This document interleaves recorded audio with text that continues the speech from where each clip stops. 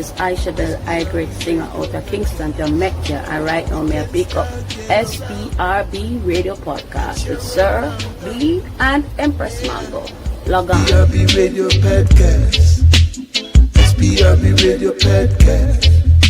Check it out. Yo, this is General Levy, and I support and tune into SPRB Radio Podcast, featuring the 10-star General and Sharon Mango. You should know! Yes, SPRB Radio Podcast with 10-star General and Sharon Mango. Check it out. She had the bun, she had the cheese, must go between. Me had the king, she had the queen, must go between.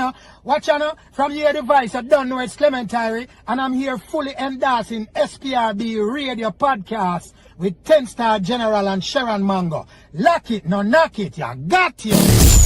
This is Elijah Rock, and right now I just want to fully endorse SPRB Radio Podcast with the 10-star General and Sharon Mango. Seen? Make sure you keep it locked, and if you move, don't go too far. Elijah Rock says so. Boom. Hey, this is Jerry Harris. You're in tune to Up Close and Personal with 10-star General and Sharon Mango, so don't go anywhere. Stay tuned. SPRB Radio Podcast. Greetings, one and all. We are back today, being the 18th, or Saturday the 18th. It's the 18th, right, Sharon? Yes, the 18th. 18th, good. 18th of April, and we are back with another bombastic show. Oh, yes. Very exciting show. We're so excited. Me personally, me just excited. I can't wait. Excited. Well, You said the girl beautiful. Did you see how she's beautiful? It's absolutely. beautiful. Man, Young lady coming up. Oh, man, I'm so excited. super talented. Super talented. Introduce us, Sharon, and let's bring her up. Well, all right. So we will now introduce you know what? I best describe the incomparable Miss Fae Simon to the stage. We welcome you. Thank you. Hey. So blessed and honored to be here. Thank you for having me. I'm so Oh, excited. We're so excited. I couldn't say any more because I'm going on about you. I'm going to keep going on about you and the show don't start Please yet. do. Well, I tell you what, we have any way that God to, for making this show happen is due to Him, which is why we're able to have this show. So we salute anyway to God, anywhere He is. And anyway you're there, big up your chest. big up yourself because that is another talented individual. And it seems he surrounds himself with just talented, amazing people. And that's how we got to meet you.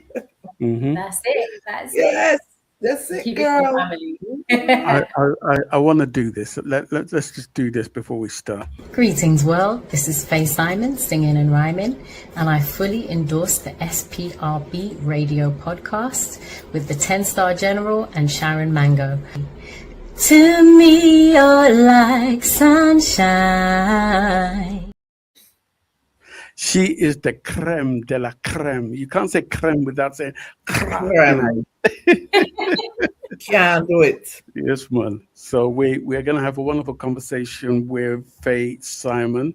And as we go along, we'll be acknowledging those who are in the chat room. If you would, could you just do us this favor? Like, share, subscribe. She's so cute. Like, share, and subscribe if you like our channel. Okay. So anyway, to God, thank you for making this show happen. It was the first time when he had told me about you that, I had gotten to hear about you, reading your bio. I'm like, what? Yes, it was the bio that got me. I'm like, wait a minute. Why don't I know? Well, for me, I could say, why don't I know this girl? Why am I just hearing about her? I'm in the States, right? So Yeah.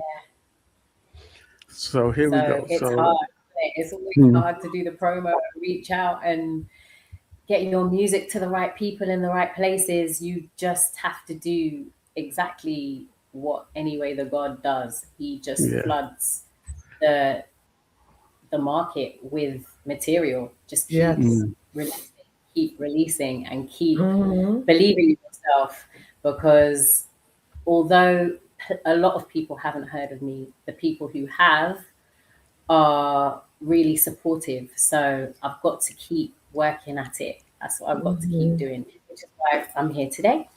Right. Yay! So we're Amen. gonna big up we're gonna big up DJ Maestro from Lovers Rock Radio, Selector from Lovers Rock Radio, and was it Charlene Braithwaite? Thank you so Charlene much. Braithwaite, yes, bless her. Yes, My sister And Molly. DJ Maestro. yes. Thank you guys for joining. Before we also start, I really want to do this. I want to big up. Well, I'm going to let Sharon do this. Sharon, tell the viewers about this station. Yeah. Well, we have to let people know if you don't know about Lovers Rock Radio. Tune in. Look, it's every day, but our days is Fridays. DJ Maestro, Mr. Milton, Selector, and Lady Lloyd for the hard way. Tune in every week. www.loversrockradio.com. The best DJs in the world is Lady J. There's so many different ones, but this is what you need when you're trying to get through your day. Loversrockradio.com. Okay, so let's begin. Faye, thank you for agreeing to come onto our local platform and to share your story, and we are absolutely grateful. You've done a tremendous, great deal of work. Yes. I wanted to try and capture everything within the next hour or so. But tell us where you were born and where you grew up. Born and raised in Northwest London, in Willesden. And yeah, it's where my heart is. West London, that's London. Exactly. That's Northwest Londden. Yeah, girl. Northwest, that's it. Kensal Rise. Yep. Exactly. Just down the road from Kensal Rise. So I literally grew up just between Wilson, Halston, Kensal Rise. So yes, all the way. Yes. Yeah. So what was it like growing up during your time, in the family household? Were you the only musical person in the family? No. My mum plays piano and also was a reggae singer for a spell. And my sister is an accomplished cellist. So, and my brothers sing as well, but they just don't do it professionally. So music's always been in our family. It's definitely a musical family. And it was always encouraged to study an instrument or to study music in any way. So it wasn't ever something that was discouraged.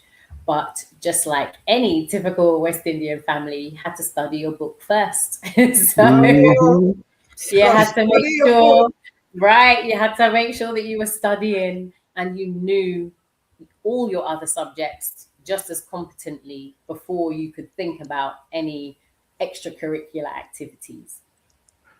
My father back in the good old 70s, early to mid 70s, goes, "There's no money in music." Right. Thank you. And that's okay, it. I want to play football. There's no money in sports. That's it. All your passions, all the things that you genuinely loved about there's no money in it. True. Money. So they will always encourage you to do a core subject. Right. And as a teacher as well, I understand how important core subjects are. I'm a teacher. So I'm everybody's favorite teacher too, because everybody loves music. Everybody wants to take out an instrument. Everybody wants to experiment. Everybody has music in them somehow. And I noticed in teaching that it enables everybody to shine. At some point, you're going to be good at something in your music lesson. So everybody shines individually and as a group when it comes to either playing together or singing together, I've noticed. So music definitely unifies everybody, but also elevates your learning. So it's still to me, a core subject because it's so cross-curricular. You can literally apply music as a subject to any other subject that you're learning in school. So to me, it's a very, very core and important subject. But as you said, just like mum and dad say, there's no money in it. As you said, how come I don't already know about you, even though I've been working out so many years? It's one of those things that if you're not passionate about it, it can defeat you because of the nature of the industry. Absolutely. That's very, very true. So growing up, who were you listening to on the wireless or the radio? Oh my gosh, who wasn't I listening to? So because I'm an 80s baby and it's my birthday on Monday. Woohoo! Happy birthday to you. Wonderful. So I was listening to all genres. So the beautiful thing about growing up in the 80s is as a Brit, so to speak, we had our own genres by then. We had rare groove and lovers rock. We had a black British genre. We also had neo soul. Omar was already writing and composing by then. So we had I grew up in a really special time where it wasn't just music from back home. It wasn't just soca, calypso, reggae, and dub, which we were listening to at home. Right. We had classic soul from America as well. We then had the rare groove and the lovers rock, like crossing over from America to here, because our vocalists now started to listen to them and started writing and singing and recording our own take on these things. So I grew up in a really special time because my mum was in the studio with Louisa Mark when she was recording her first album. What? So, yeah, she told me that and I was like floored. So, Really? Yeah. So these things, so it's really deep ingrained in my learning and in my life and in my growing. She grew up, she went to school with members of Aswad. So she was in the studio when they were recording. She was at their first gigs.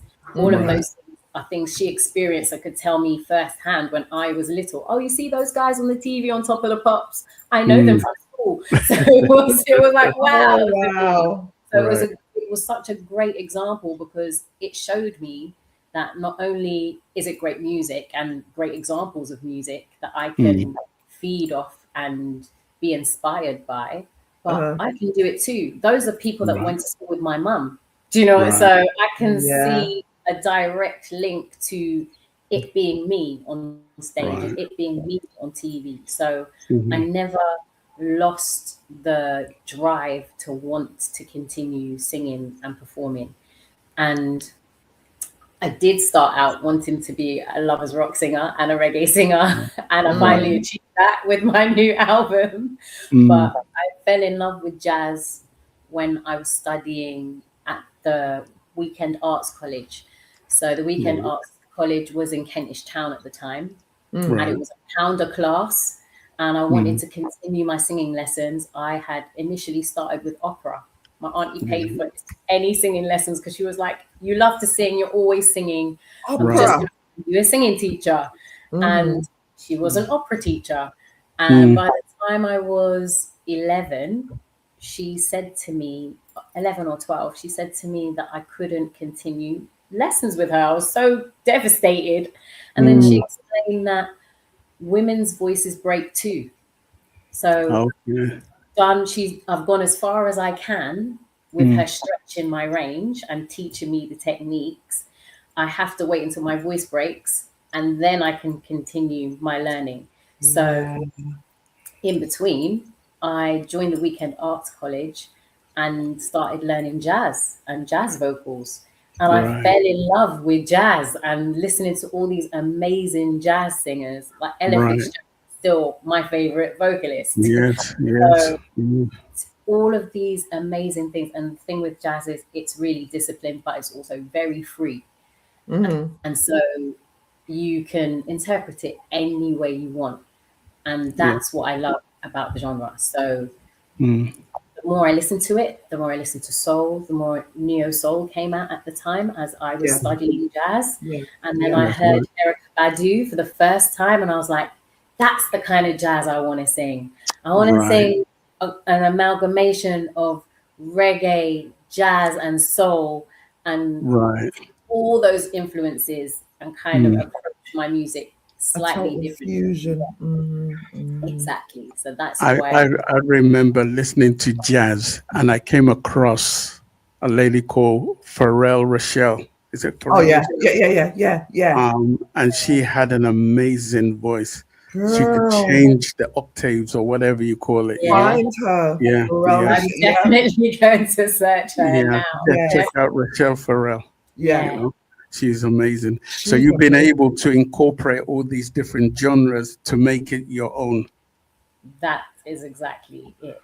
And also the opera as well. I still add a lot of opera vocals to my backing vocals to my songs, just to fill them up, but also to add a lot of dynamic.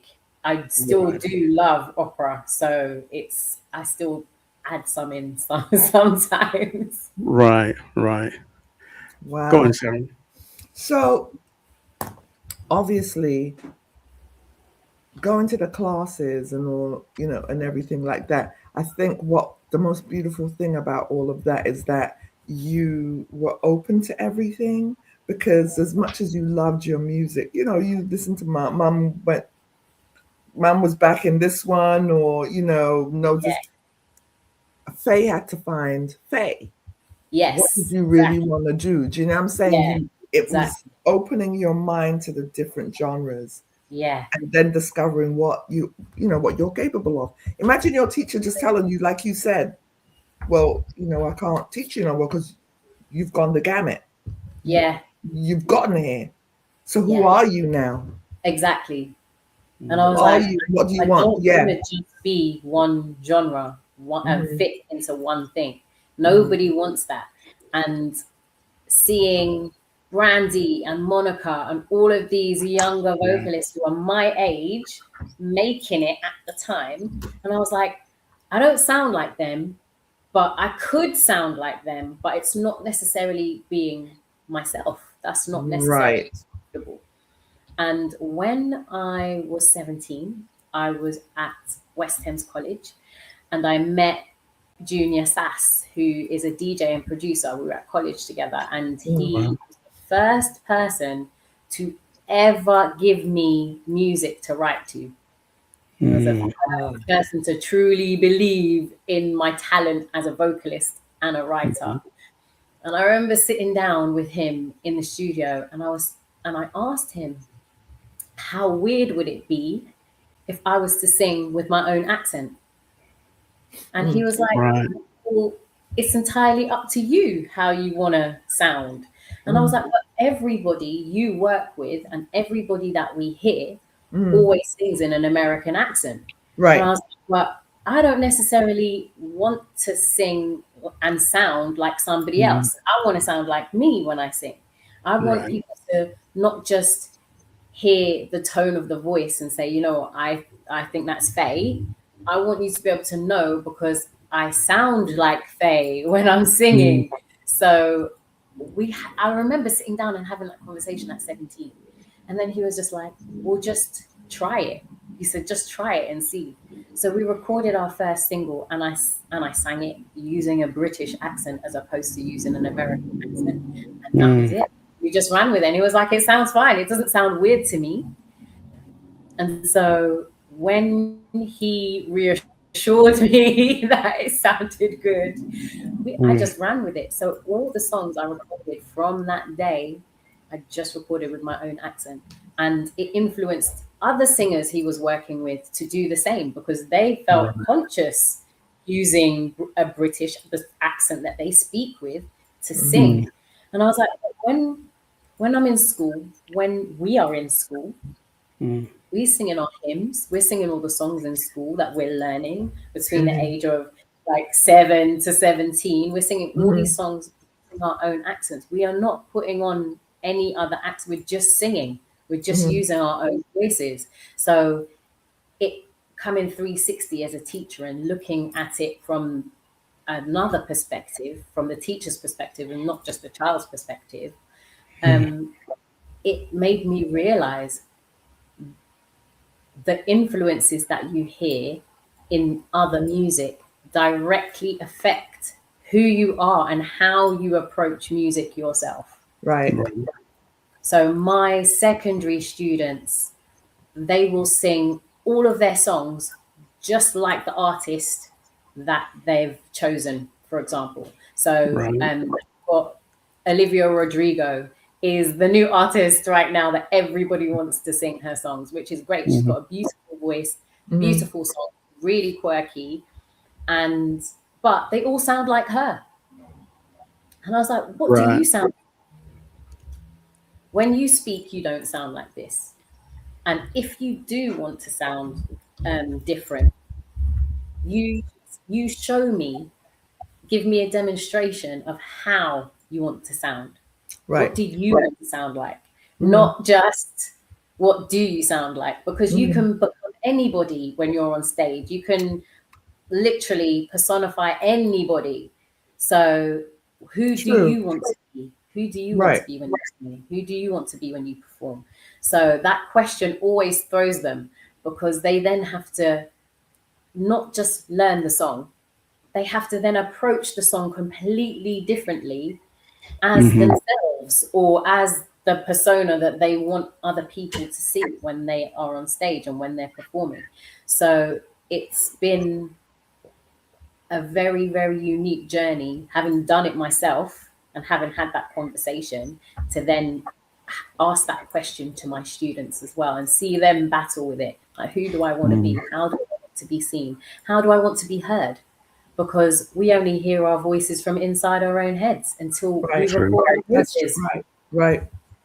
And everybody's conscious once they hear their voices recorded. If you hear your voice outside your head, it makes you feel a bit funny. You're not quite sure how to take it. So it's all of that, and teaching younger people and also elders as well to be more confident with who they are, with their voice, and using their voices and showcasing their voices and accepting what they sound like as well. Because some people will choose a song that's really difficult for them or out of their range, and they will struggle to sing it, but they really, really desperately want to sing that particular song. So it's, how are you going to approach that? Maybe you either change the key, or maybe you sing it completely differently, or you choose another song. So those are also questions that you have to battle with as part of your identity as a vocalist. Yeah. That's really interesting that, the total thought process behind it. Because I'm thinking to myself, but naturally, when you hear a song, you love this song, but you're singing, and especially for us who are British, right? Yeah. You automatically, it's not even a fake, you automatically just sing like American. It's an automatic thing. You know what I mean? There's no fake in it. Yeah. So it is real interesting to know, and quite fascinating, to be quite honest, that you, Fae Simon, that you were like, I'm not doing that. I'm just not. I know what I want to sound like. I know what I sound like, and I'm gonna project that. And you stuck with it. Yeah. Now it naturally is. It's just automatic. Even if you're writing songs and you're playing it, you just expect to sound a certain way. Exactly. For it to go over. Exactly. But then you yourself it's just ingrained. No, I like my voice and I like the way I sound, and I'm gonna move that way. But it works. And I wanted to be unique, because I wanted some people to be able to identify me just by hearing my voice. But because how do you stand out? How do you stand? You know what I mean? I was like, how do I make myself known above all these other amazing vocalists that are in the UK? that are literally vying for a spot. That's So right. it doesn't matter to a degree if 10,000 people have heard of me or just 10. Once you hear the accent or you hear the voice, you They're not should gonna be able forget. to Yes. identify the voice again. So that's why that was my thinking in my approach. Funny enough, when I was on the radio, I went through the similar situation because I always kind of found myself sounding like Barry G, you know? And I had to step out of that because yes, ladies and gentlemen, and I'm thinking, that's hard work trying to keep that up, you know? Right. So I had to step away and try to figure out what does my natural voice sound like. And here I am speaking with my natural voice. I guess it takes vision to come to that stage of where you gotten to, you know, to say to yourself, I don't want to sound like anybody else. I want to sound like myself. And I guess trying to wake people up to that direction is what you're doing. Yes. You know what I mean? Because you can't have when British Lily people sounding Allen American. and some of the younger vocalists came out and started singing with their accents, everybody, as in like the greater audience, thought it was strange. How come they're just singing and sounding like Brits, to the point where I know they got some backlash for it. And then people started recognizing her voice straight away. As soon as she opened her mouth, everybody knew who it was. So, and more vocalists are doing that now. They're sounding like themselves, as opposed to putting on other people's accents just to be accepted, or just to go with the flow, I guess, just to make it more acceptable and easier to listen to. So to an I like the extent, fact that is true. Sorry not to cut you, but then it depends on who you're working with. So the music industry forces that. Yes, exactly. Because they're in competition. Yeah. Oh, she's got a great voice. So, give me something. It's about you know what I mean? It's about changing the bar, isn't it? Completely setting a different standard and convincing everybody this is what is acceptable. This is the new norm. So so that's kind of something I've been working on. I think you're doing an amazing job. And just I gotta say that, like I said, I'm here in the States. I've been here 40 something years, right, B? Right. About that. Now I'm not changing. I said, yes, I live here, but I'm not trying to sound like an American. I'm not. That's just not. So, I mean, after hearing you speaking now and talking about, you know, how you're utilizing that in the music, I said, but you know, it's kind of the same thing, because it is. If I'm on the phone, if I'm talking to people, they're expecting an American accent, because I'm not going to say, oh, I'm from London. Just I start talking, they're like, wait, you're not from here? No. Oh. What? Oh, you just came? No. It was a thing for me to not be like everybody else. I know where I come from. Yeah, but they also expected you to assimilate straight away. They expected you to start dropping certain words like them, or start dropping the accent. No, and it just didn't. I could say that my younger brother, because he was ridiculed in school. Oh, you talk funny. You can't tell if he's from England or not. Okay. You think that he was from... A lot of people who go over, that happens. It's like even another classmate of ours, and he lives here, and he's been here for about the same amount of time, but he sounds like he's from here. Yeah.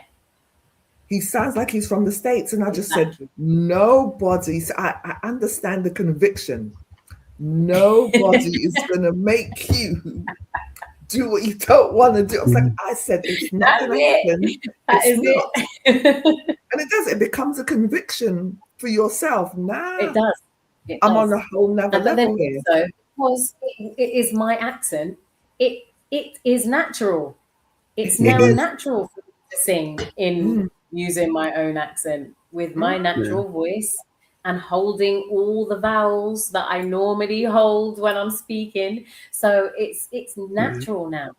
And the thing was, I had to train myself to not sing with an American accent. Exactly what you were saying is something that we slip into straight away. Yeah, because it's automatic in our music. So it's automatic because we hear so much American music and then American influenced music that even other Europeans from different European countries sing with American accents too. Yes, so 100%.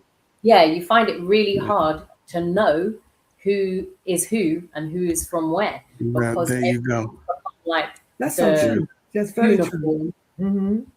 And industry standard that everybody sounds American, where not everybody has to. Yeah. And so I'm glad that I approached it differently, because now when my songs are played on the radio, I get calls, "Oh, I heard your song on the radio," because they knew it was me straight away. So it's really lovely to know that my voice is now identifiable. Now, when you sang your first song, I'm assuming it was Magic City, right? Well, the very, very first one that I wrote with Junior Sass was New Londinium from the first album, Melodrama. Okay. Now, was your headspace where it was when you sang that first single? Yeah, because we'd already had that discussion about identity. And then the song is literally about identity, because it's about growing up in New London, in New Londinium. So it's an ode to London. It's an ode to London town. So it's about, you see, basically the whole song is about me getting up, getting out of bed, leaving, and who all the characters that I see walking through my neighborhood. So that's what the song is about. It's literally about living in London. Right. So when was that album released? 2009. 2009. Wow. Okay. So we have a little want people to hear just bits and pieces. So it's out on iTunes right now. It's called Melodrama. You can check it out. But here is just little bits and pieces of the album. I raise the skies, will get jealousy, or that's on the run, living in slums with distant memories, just music in the streets. My mind goes back to you. My mind goes back to you. My mind goes back to you. White screen, but she does inspire me to be the best that I can be. My book can read. The train has just arrived, so I find the seat. I'm looked at, it always show reciprocity in my brain. So that's the album. Melodrama is out now. But what was your experience recording that album itself? So the title literally is a reflection of how I felt recording that album. Melodrama. It was literally so much drama. I got the best music business education ever making that album. And it's literally, I guess you've got to be careful what you ask for, right? Because I was like, when I was sitting down, talking to God, having those profound moments of, this is what I want to do. Yeah. How am I going to do it? How am I going to approach this? When you sit down and you literally plan, like have your game plan.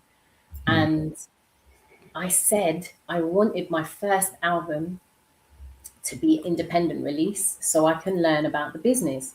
I wanted my second album to be released on like a major independent. That's what I said. And then I wanted my third album to be released on a major label. In my ignorance, I said that. But we'll go back to that. But from the first one, that's exactly what I did. So I did the work of fighting with some producers to get some beats, to get them recorded. But one of them, which is what Hard Enough is about. Okay. I ended up not using the music because we fell out because of not even just musical differences. I recorded some demos, and he released the demos without my permission. And so, and he released them on a label. So I had to not only do the adult and big girl thing of deciding, do I continue working with this person, even though I now genuinely feel disrespected, but bigger in the industry, like he knows more, he's more established as an artist. Do I let him get away with this and just swallow it and run with the release? Because the release was being played in on some really good platforms. Right. And or do I find a music lawyer and do I sit down and dispute the fact that somebody's actually released the work without my permission? Right. And I hadn't even completed it. I wasn't even happy with it.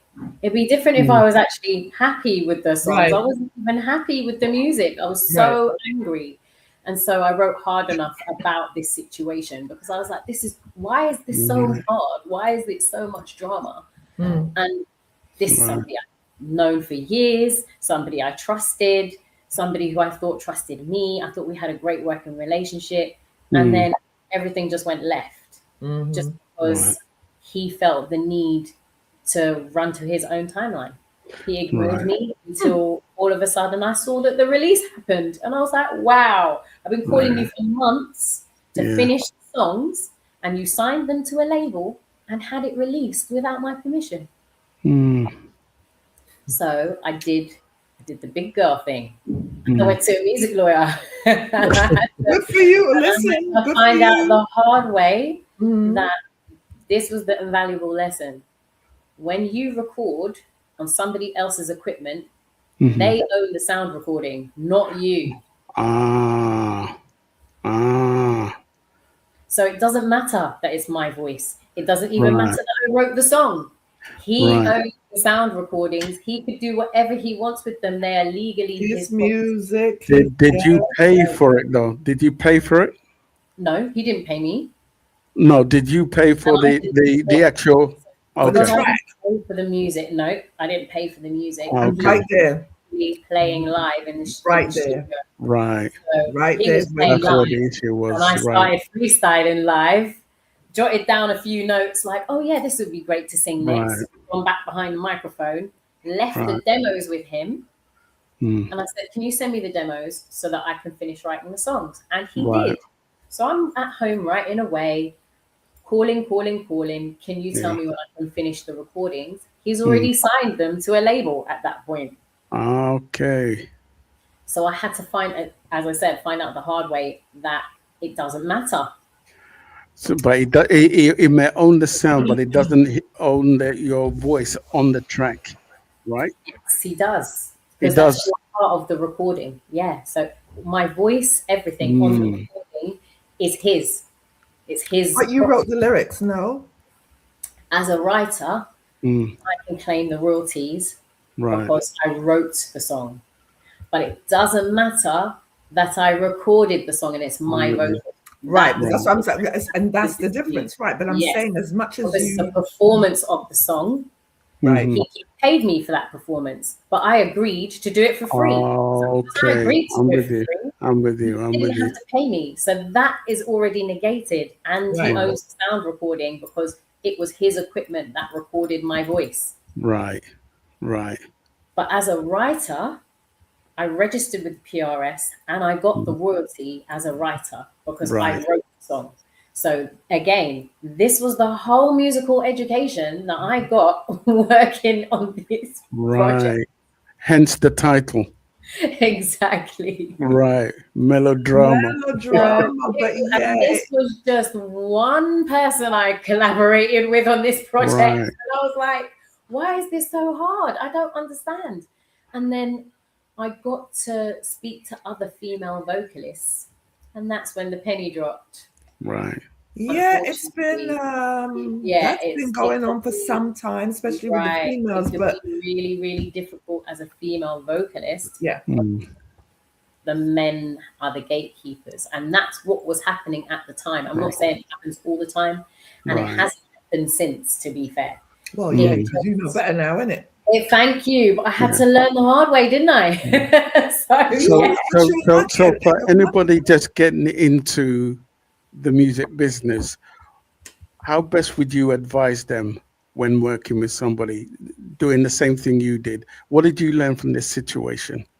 Well, I learned exactly how to protect myself as an individual artist, as a writer, and as a vocalist. Because when you do register with the PRS, they will literally tell you have the mechanical right, and then you have the performance right. And the mechanical right is the writer's rights. And then the performance rights are the vocalists, the performer, the musician, whoever actually performed the tracks. That's their rights. So there is a disparity between the two. So you have to know the difference to be able to discern correctly what your rights are and then how to approach any musical situation. So off the bat, I will tell anybody to have a song share agreement ready to go. So yeah, I can say, yeah, Sharon Mango, I want to do a track with you and we're going to do a 50-50 split. And we could do that. We could record it. You could have a great beat and I could come in and I could record a track that I've written. As soon as that's done, your song share agreement is ready to be signed for our 50-50 split to make sure that that is in writing and that I have my rights covered, but also you have your rights covered. Exactly. And before I leave the studio, I'm getting a copy on my USB of that track. I leave the studio with a copy of that track too. So yes, you might own it because I know you own the sound recording now.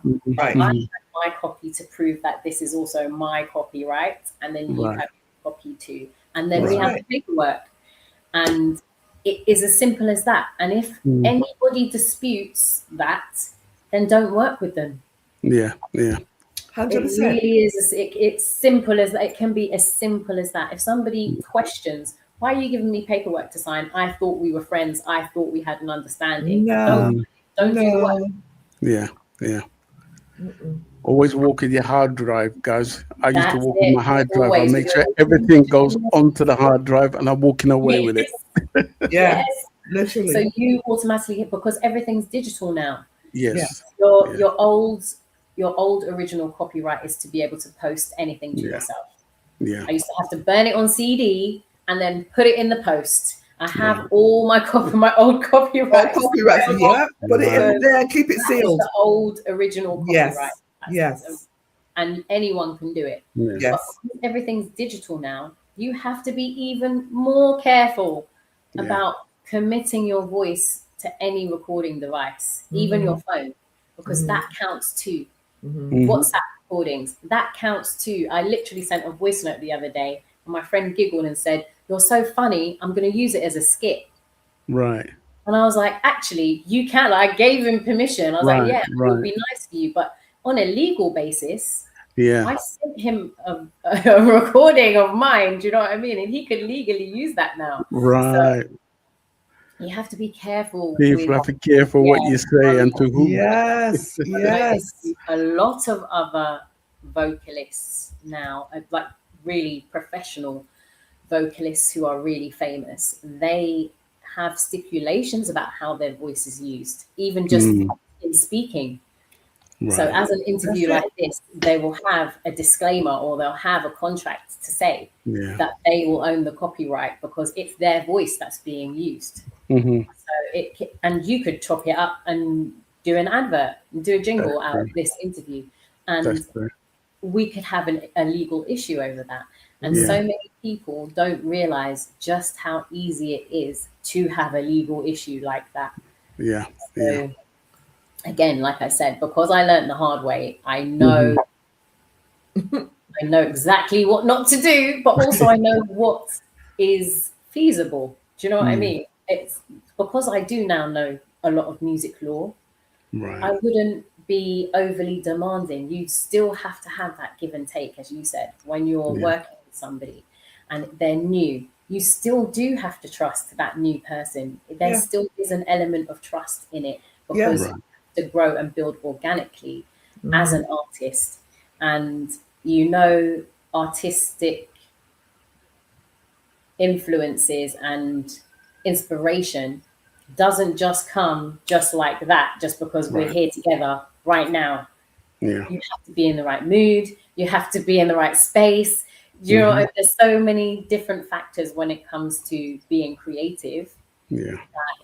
The trust has to be there in order to do something organic and something true that will resonate with everybody anyway.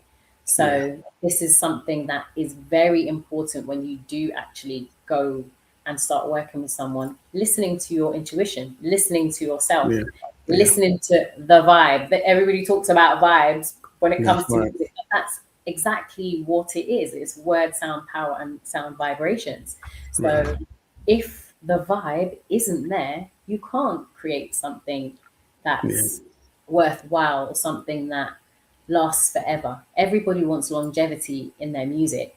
So you have to have the integrity behind it. Yeah. 100%. Yeah. So, absolutely. So for you, you're a vocal teacher, right? Is that right? Vocal and music as well, like basic music for primary school. Oh, I'm just saying, boy, I wish Matt was my teacher when we were in school. If we did have a teacher like this girl here, no. If we did have a teacher like that, I get to school every day. If my teacher did look like that, listen. We have so much fun. and I bet they do. And I think that because of all your life's lessons, probably your approach to teaching is not, I can imagine the fun and you're being able to, teach them the right way, teaching them to be themselves. Do you know what I'm saying? Because I will say about you, you are, in our days, we won't say what days, in our days, when you hear about the rare groove, right? Rare groove. There is a genre of people for that just listen to rare groove. Yes. You, at this present moment, in this space and time, are the epitome of rare groove.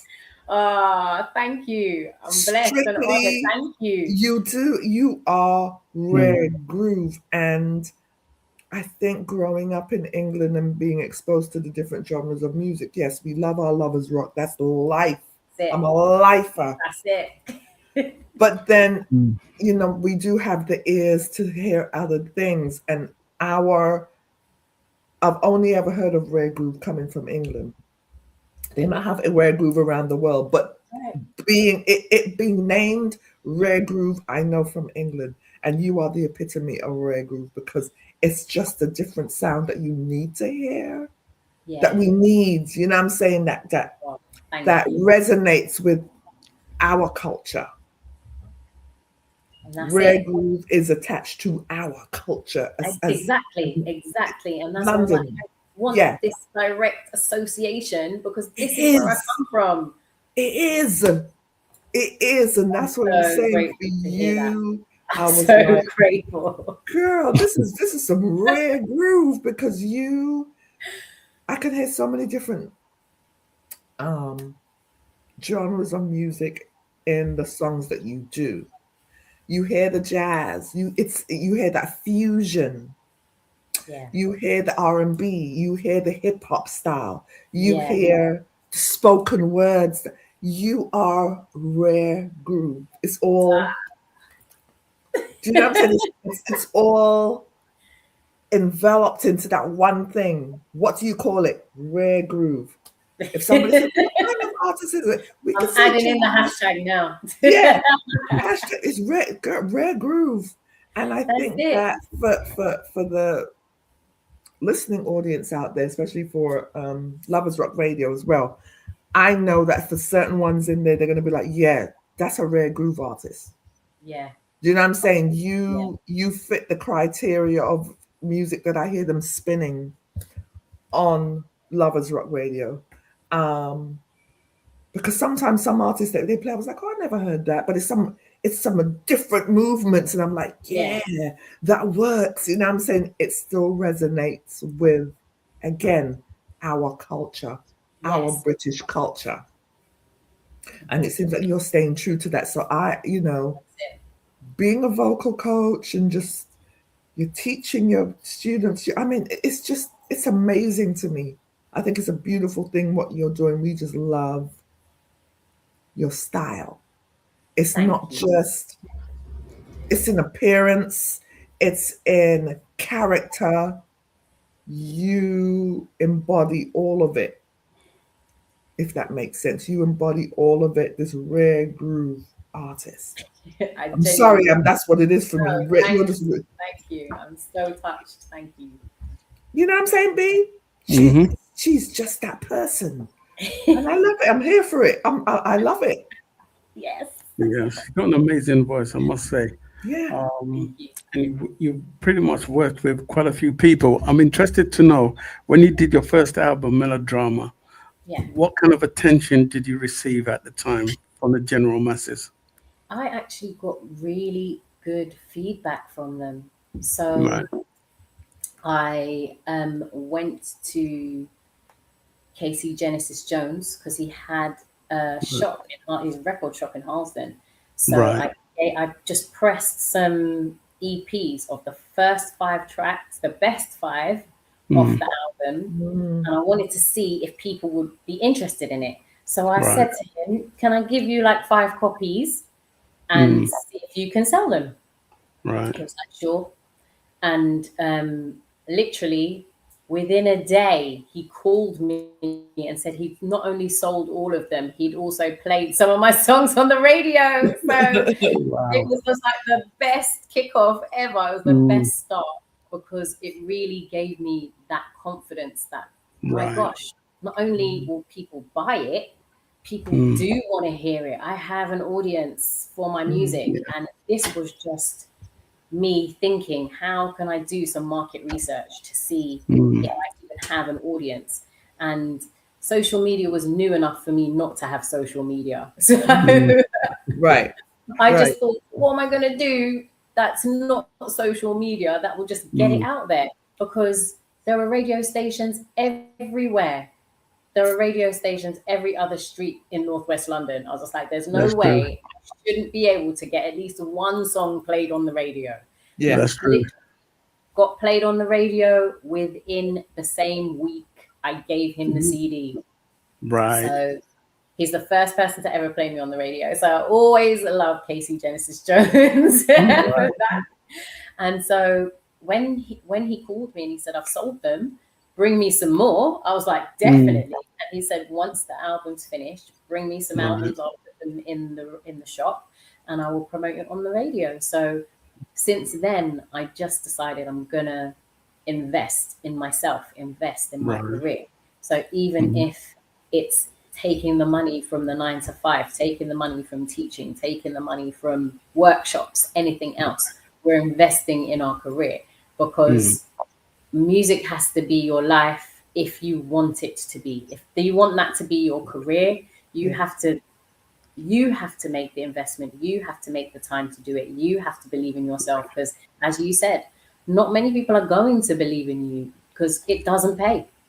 So you have to speculate to accumulate. And although we're not doing much accumulating, we're definitely going to make the investment because they do pay off. And even if you might not get a monetary reward, getting to rock the Jazz Cafe or going to rock a stage in Brighton and having a mini tour and flying to Paris and going to perform or being flown out to Amsterdam is the best feeling. You know in yourself that you are and that you made it.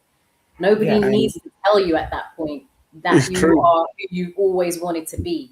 You're already doing it. You are living it. You're being it. So those are all the moments that pay off from your investments. Did that happen for you in quick succession? It did. It did. So once I finished the Melodrama launch, I love it. A month later, I met Yara Bravo, the rapper. And she asked me to go on a European tour with her. So I literally flew away for 3 months. Wow, brilliant. It was awesome. I literally went on tour with Yara Bravo as her vocalist, as her backing vocalist. And we toured Europe. And I went to countries I'd never been before. Right. And we even performed in Bratislava, where they'd never seen Black women before. People read my skin because they'd never seen a Black person in real life before. So I was like the neighborhood celebrity that day. It was, I've had some amazing experiences just because she heard of the album. She heard the album and she heard at the launch, I had Scanduz, a rapper, MC Scanduz, come and perform with me. And she knew him. And because she knew him and she saw the performance, when she met me, she said, I know you. I know who you are. I had no idea who this beautiful lady was. She just walked up to me in the street and went, I know exactly who you are. And then once he came to meet us, gave us a formal introduction. And she literally said, do you want to come and tour with me that day? Boy. I'm being serious. He was like, yeah, do you want to come as my vocalist? Do you want to come and tour with me? When I'm telling you, I floated home. I don't even remember the journey home. Because I knew I might be going to work on Monday, but guess what? By the weekend, the tour is going to start. It was just the best feeling.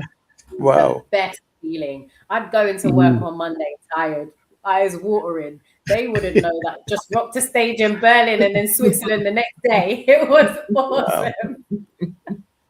Wow. And it doesn't always work that way for a lot of artists, you know? Yeah, no, it doesn't. It really doesn't. So the floodgates of blessings opened up for you. The blessings came, and I was so grateful because after that, I went on tour with Jest, the UK rapper. So that's how I ended up meeting a lot of the UK rappers I've worked with, including Anyway the God. So everything just fell into place one by one after that, a bit like dominoes. I just now, especially with this new forthcoming album, I want to be able to solidify myself as a lead vocalist and as an artist so that I can go on tour myself and start touring all the albums that I've got, including the new one that's coming called The Goddess. So I'm itching now to get on the road and to start gigging and doing live shows with my own band. So I'm ready. We're going to talk about, your new album and the band that you work with. Before that, I know you worked with Pharaoh Monarch, right? Pharaoh Monk. Yeah. Did you collaborate with him? I didn't, unfortunately. When I went on to the test, we ended up supporting Pharaoh Monch, MF Doom, Madlib. We beat nuts. We literally supported all the most amazing American greats. That I know of, and I'm hearing. When I saw the names, I said, "Wait, how? Yeah. How?" Literally, we opened the Outlook Festival, for Pharaoh Monch, and I had to do it because he said, "I just want the vocal skit. Can you just sing it?" And I was like, first of all, I was confident. I was like, "Yeah, of course, we've done it before. Yeah, of course, no problem." Yeah. I stepped up onto the stage, and then I saw the most people I have ever seen before. Literally, it was like carnival. There were 10,000 people in the open air audience. And I had to start singing, knowing that Pharaoh Monch was backstage, ready to come on behind us. And I had to open the show. I have never been more nervous. I bet. That was a show of shows with all those artists. I mean, MF Doom, Beat Nuts. I mean, let alone Pharaoh Monch. Yeah, so we supported Pharaoh Monch at the Outlook Festival. We supported MF Doom, Jazz Cafe. So we literally went round the UK and then ended up in Croatia at the Outlook Festival as like the ultimate Croatia, ending of to the all tour. It places. was beautiful, Wow. and it was literally, oh my gosh, this is my dream. I'm living my dream now, Yeah, yeah. because I literally got told, okay, these are the 10 dates of the tour. And I was like, I've been booked for 10 dates of the tour. And we're going all around the country and then ending up in Croatia, 10,000 people supporting Pharaoh Monch. Yeah. I was like, yes, thank you, God. Yeah, yeah. Wow. So it didn't stop. So I just want to be able to keep up the momentum now, Mm-hmm. because the following album after I came off the tour was The outrospective, is it? Outrospective album. Yeah, and that got signed to BBE, and that was another great achievement of mine, because, as I said, when I had the plan and I had the talk with God, and I was like, can we have the second album released on a major independent? And it's a major UK independent label with also a branch in Berlin. So it just, again, fell into place. It definitely fell into place. Another And blessing. how did that album do? Outrospective, I think at that time you found out who you really were. Yeah, especially You, because of the Mhm. difference in sound. Whenever you go to the second album, that solidifies you as an artist. Do they still believe in the sound?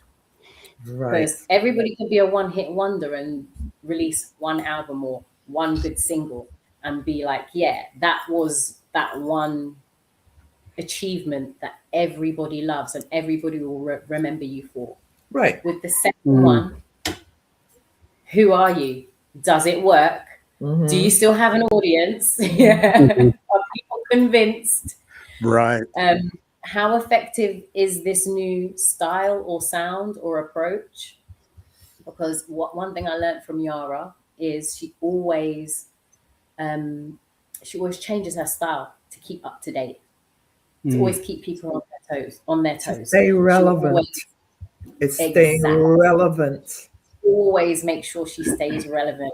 She'll either switch up her sound or she'll switch Yeah. up her complete outlook and her fashion. So how are you staying relevant? Is this staying relevant, or have you just tanked your career because you've decided to go with something different? Right. Right. And so what was really nice was I got a really good response because of the fact that the first album was independent.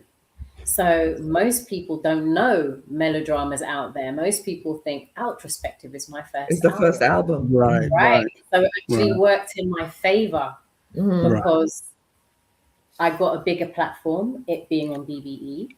Mhm. And I then also got a lot more attention and radio play because they had people paying attention to their label all the time.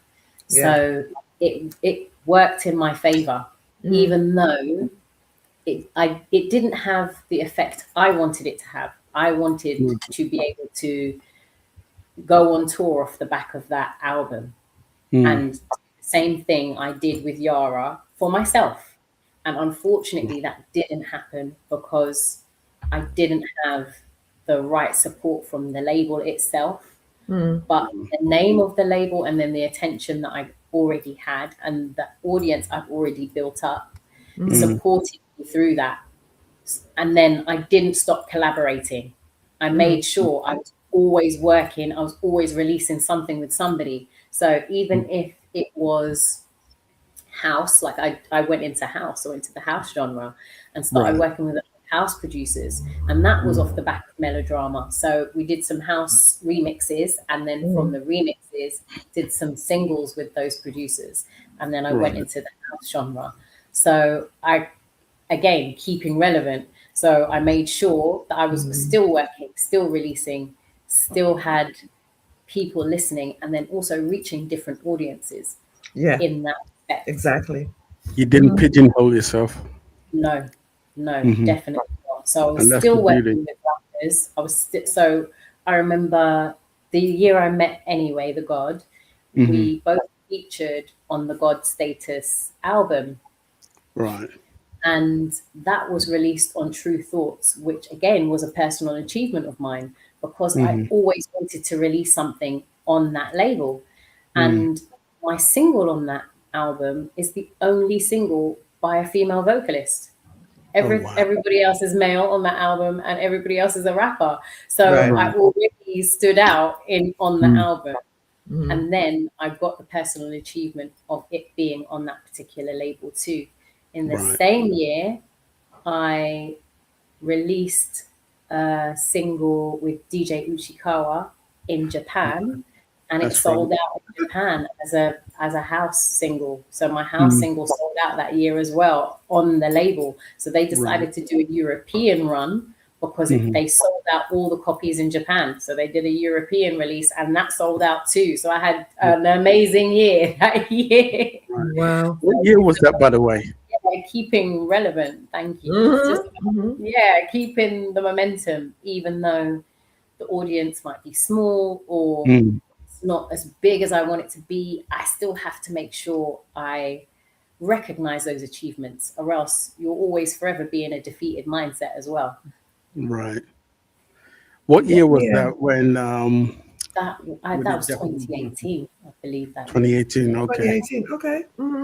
So when was Magic City released? That was released in 2015. 2015, okay. Tell us about Magic City. So it being the first single from our perspective, I was surprised that they wanted to have singles off the album. And then when they said that they were going to do it, I thought I could choose because I know the music, I know which songs that I like the best. I thought it was my decision. No, they did their own market research, sent out their promo copies, and got all different feedback from different artists and industry professionals, and then decided which singles were going to be released. So Magic City being the first, and then the one that got away being the second. So it surprised me because I didn't expect them to choose those two in that order.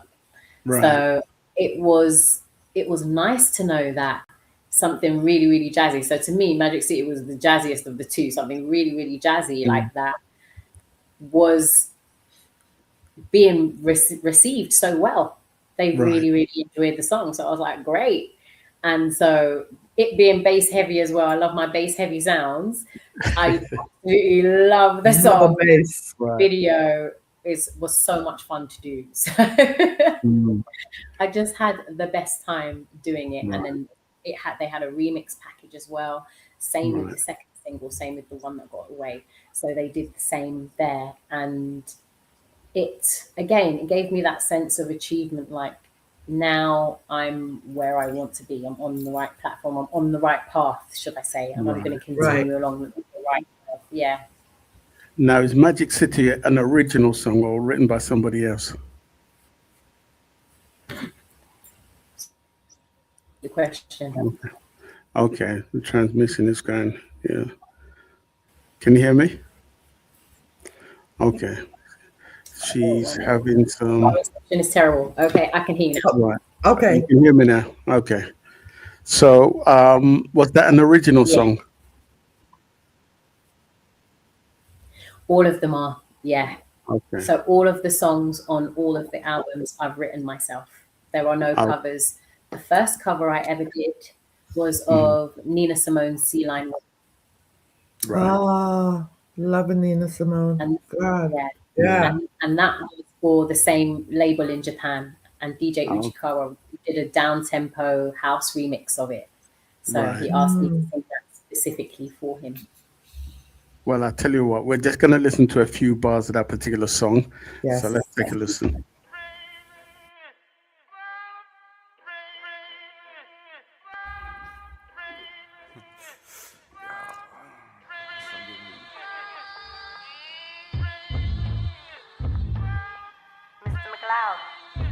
I just got off the plane, I'm at the airport, I'm coming out, I'm gonna grab a taxi and I'm on my way.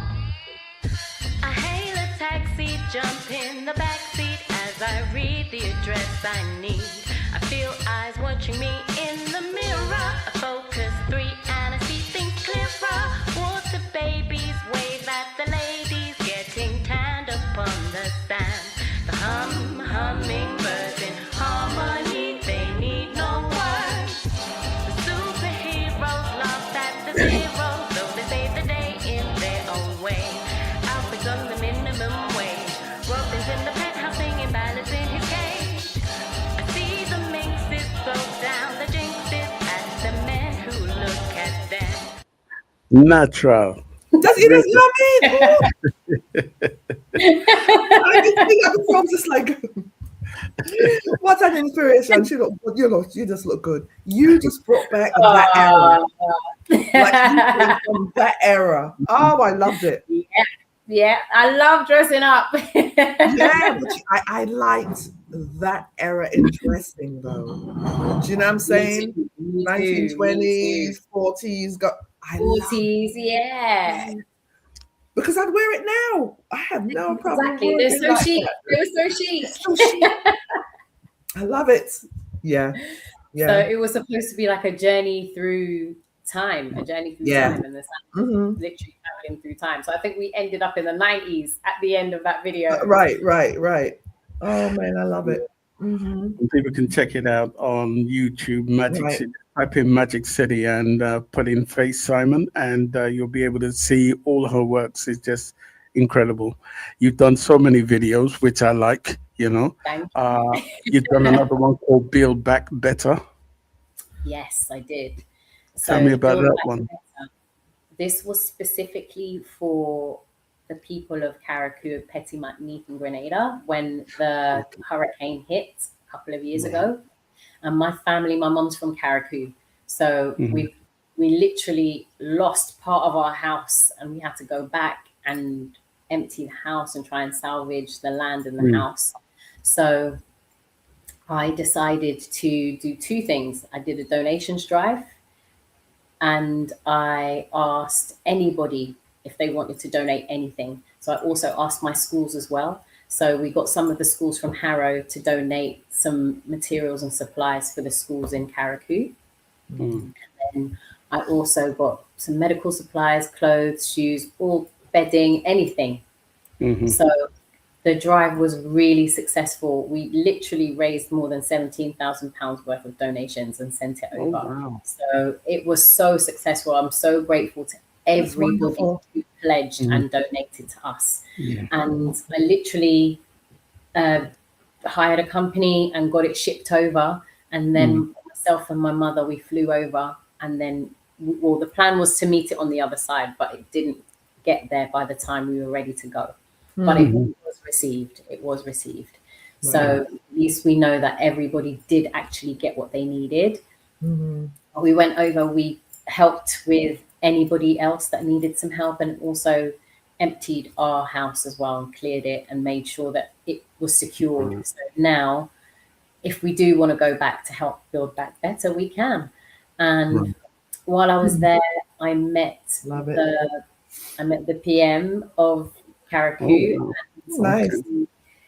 He decided, I sent him the song, and then he decided to call the regeneration project the Build Back Better project. So that was really lovely. So I'm really, really grateful that we got to, and that he got to use the title of the song as well.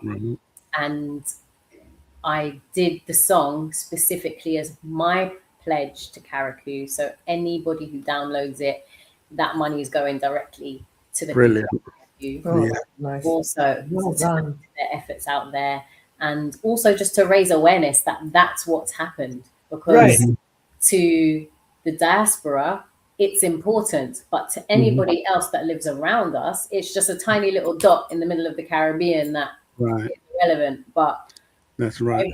Everybody who's anybody must know a Grenadian somewhere. So there's no way that it's people over here aren't being affected by what is happening over there. Everybody's got some family that was affected.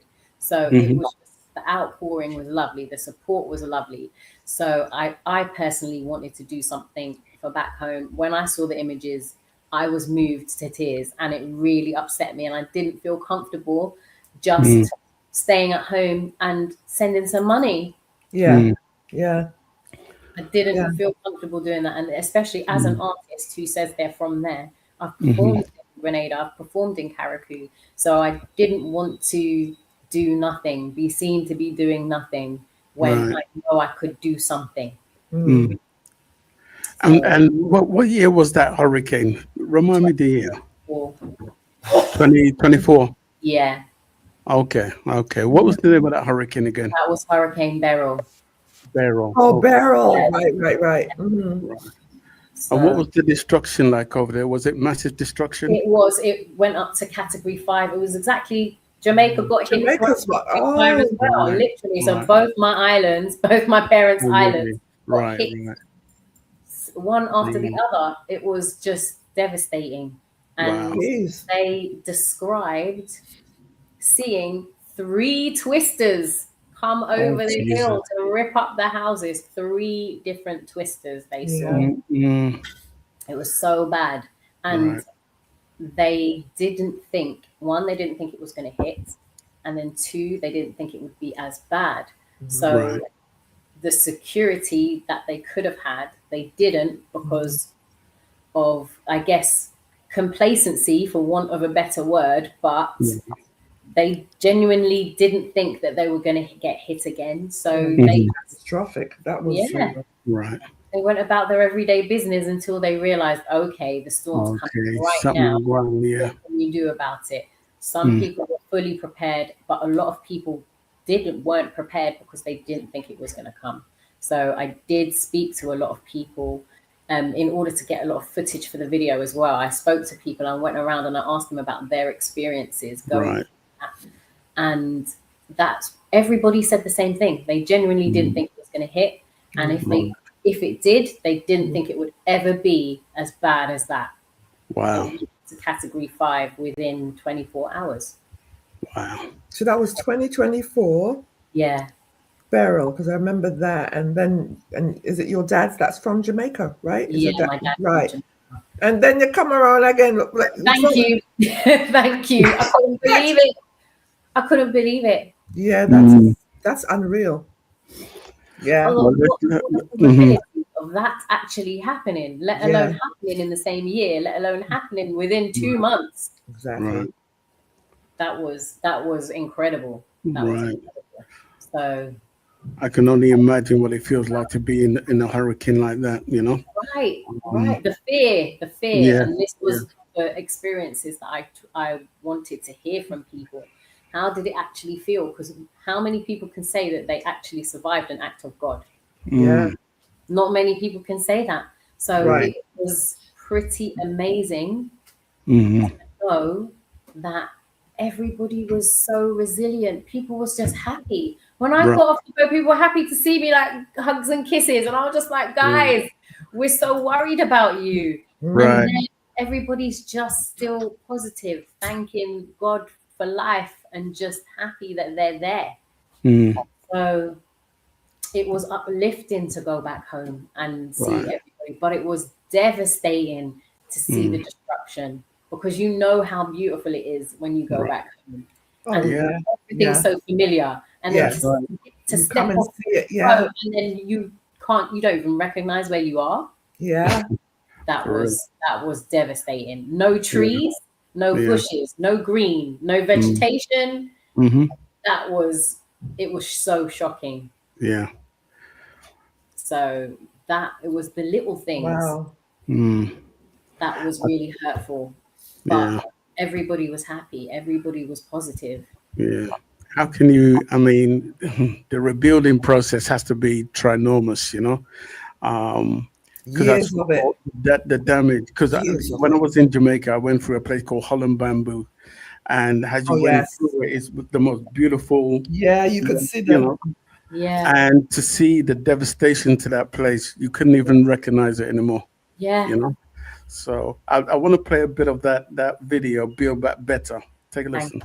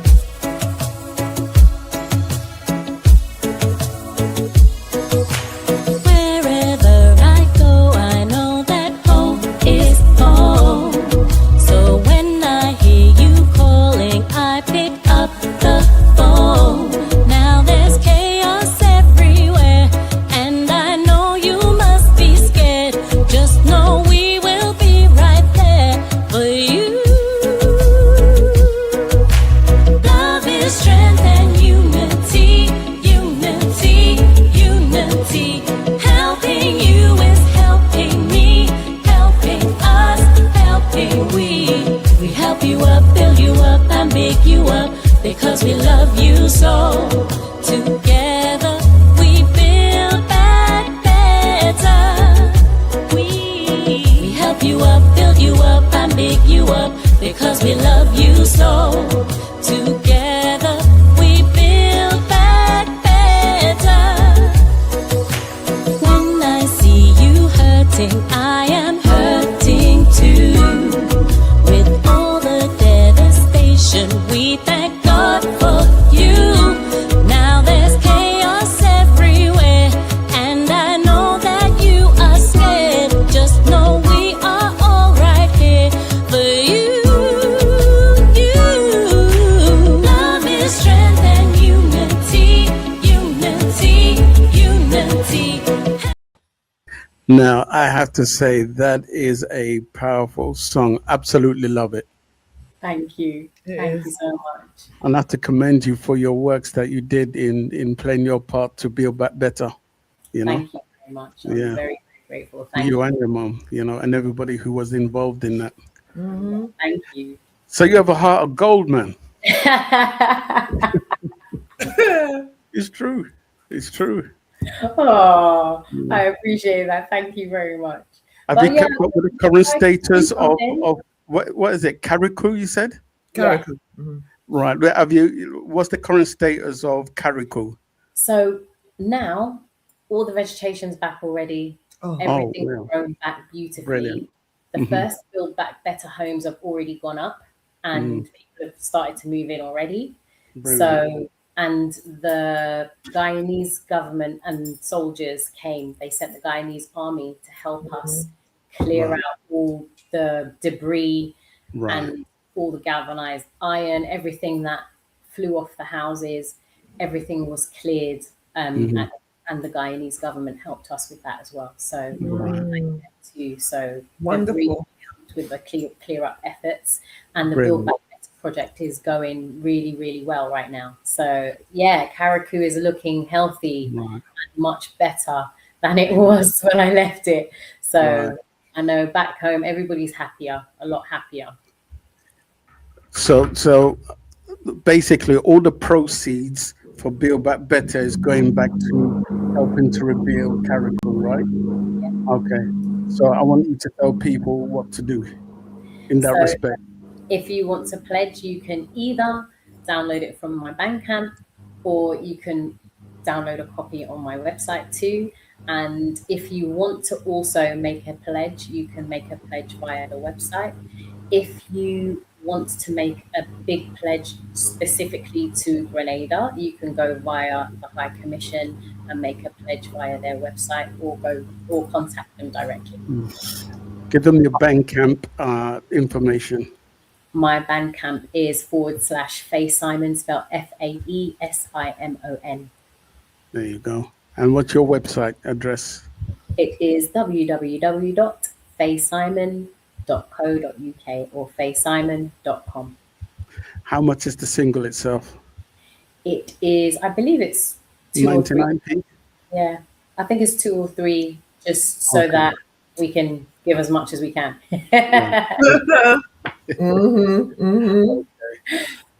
So you have this new album, which is coming out soon. Yes. Just before you called me yesterday, we had a bit of a little letdown, the truth. Did. Oh, geez. But, you know, you're still on course to achieving your aim.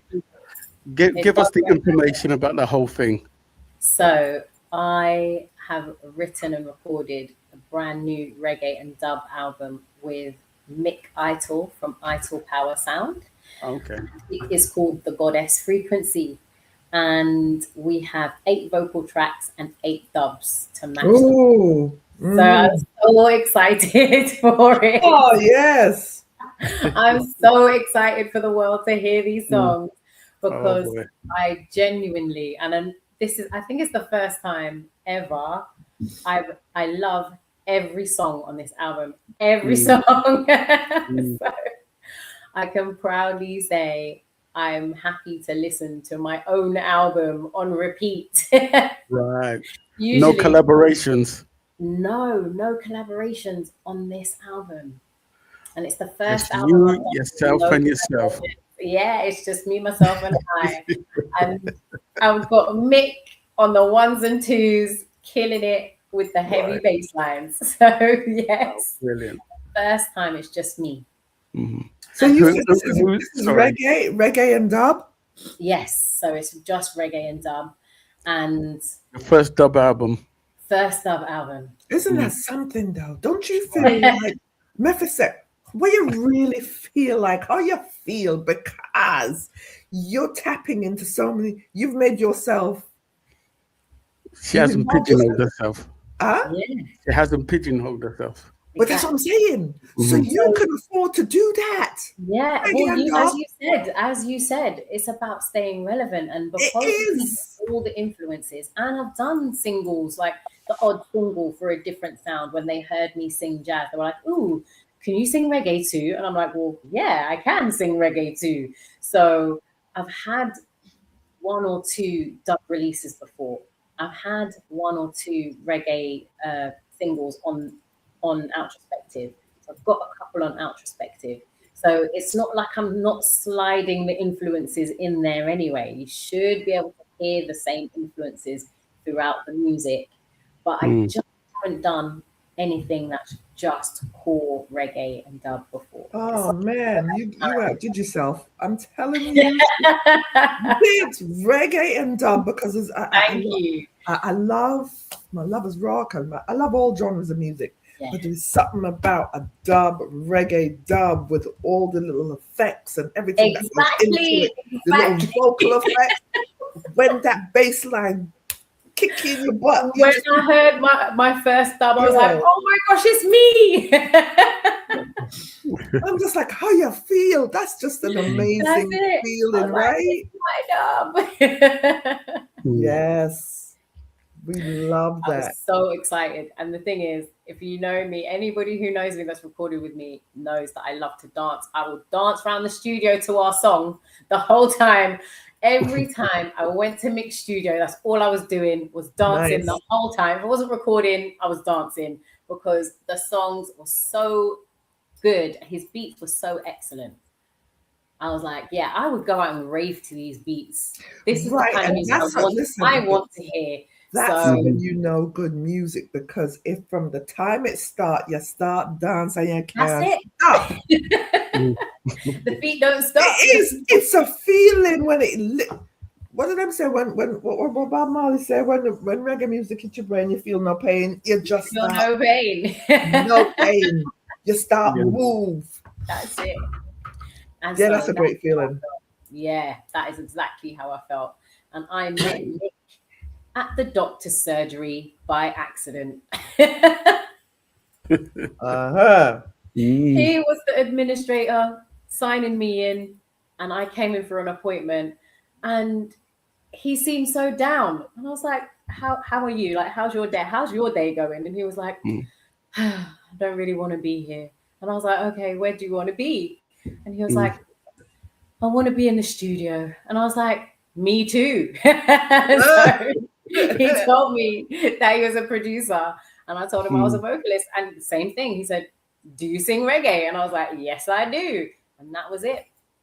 History was made. Isn't that something? You can't make that up, mate. You can't. That's it. For real. You can't literally make that up. We met at the doctor's surgery, just like that. What's his name? Mick Eitel from Eitel. Mick Eitel. Yeah. And he's the rhythm maker. Yes, he is. Right. Okay. And you're the producer of the album. Well, I'm executive producer because he wanted to make sure that I was happy with all the sound. Right. Especially being I'm the first female vocalist he's worked with as well. So it being each other's first. So my first dubs, his first female collaborations. Right. So it was such a respectful union that it just flowed beautifully. I didn't even have to ask, like, can I listen to all of these first? Can I double check the artwork? Can I do? He gave me free reign to be the artist that I am, that I wanted to be.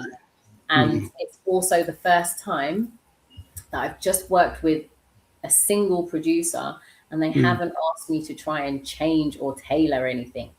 Right. He just let me do what I wanted. It was such a beautiful and easy collaboration Very because organic. he organically happened. told me I could choose whichever beats I wanted. So every few months when he'd make a new batch, he would just send me some, tell me which ones you want, tell me which ones you don't want. I'd choose them, write the music, and that was it. Go book the studio time. The next song is now been manifested. So that is it. Literally, it was very, very organic, and everything flowed beautifully. And he didn't rush me. He was very patient, and he gave me free artistic license, and it was just a very, very easy process. He made this very easy for me. And so I'm very grateful to him. He's an easygoing brother anyway, but just to, as an artist, not have somebody breathing down my neck and giving me any pressure as well. It's also a new genre. He might have had deadlines. He might have had his own pressures that he could have projected onto me, but he was very considerate, and he's a very excellent collaborator. Right. I'm just looking forward for the world to hear it. You've been kind enough to give us some exclusives. Oh, yeah. Yes. Now, we must add, this is not mixed or mastered yet, right? So these are the final mixes. The final mixes. Yeah, they've been sent over to the masterer, and we're just waiting for the masters to come through now. The masters, right. Okay, so we're just waiting for the masters to come back. How many tracks are going to be on the album? So it's going to be 16 in total, because it's going to be eight vocals and then 8 dub tracks. Okay, brilliant. Why a dub album? Because I think it's relevant right now, particularly in this time. So, as we were talking about going back to our original sound, our original roots. Right. I think it's also a sound that all of the UK resonates with, regardless of age, race, creed.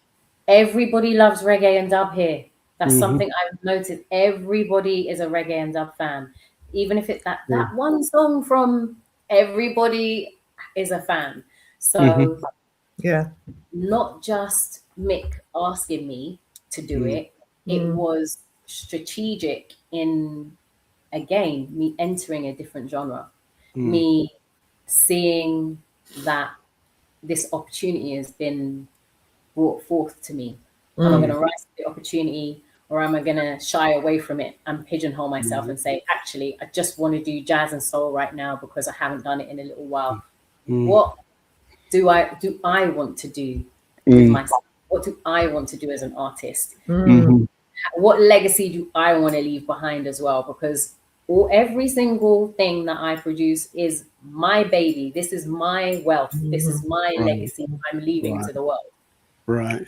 So this is my message. In 100 years, when somebody digs in the crates and they hear a Fae Simon track, are they going to love it? Is it going to be timeless? Are they going to be dancing? Are they going to say it's rubbish? Is it going to be the new classical music? Do you know what I mean? So all of those things are still questioned when you make something new as a creator, because it's a little piece of you that you are giving to the world. And it's always, how's it going to be received? Will it last forever?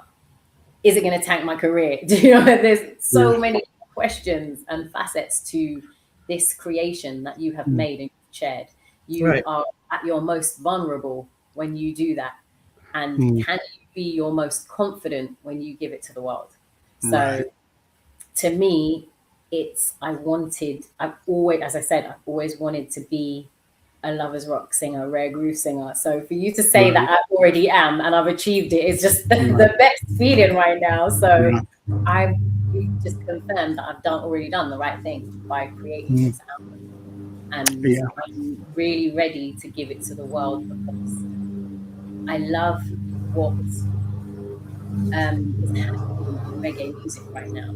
They've taken all the soul, they've taken all the jazz, and they're really highlighting vocalists, like excellent vocalists. And I'm glad that I get to be one of them that gets to step into the genre and show off the soul side of reggae, the jazz side of reggae, the vocal arrangements and vocal acrobatics that people can do on reggae. It's not just about chanting.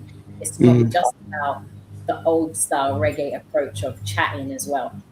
You can sing a whole jazz song over a reggae beat and it will still drop just as beautifully as if it was for jazz. True. Because you can hear the music, it's the musicality. Yeah. And the fact it's everything is cross-curricular in that respect. So you can hear the reggae and the jazz, you can hear the jazz and the reggae, you can hear all of those different genres, how they feed into one another. So I'm glad to contribute to neo reggae, what it is now. Actually having these amazing vocalists come on a reggae track and give their best. It isn't just about the message in the music. It is about the artistry as well now. Yeah.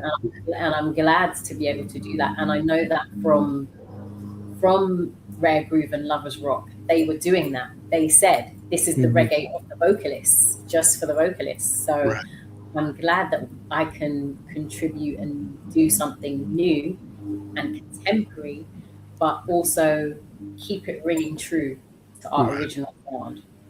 Right. Well said. Well said. I want to take time to just bless up Desaya, who's in the building. Desaya, the leader. I also saw Keisha Martin, who stepped in.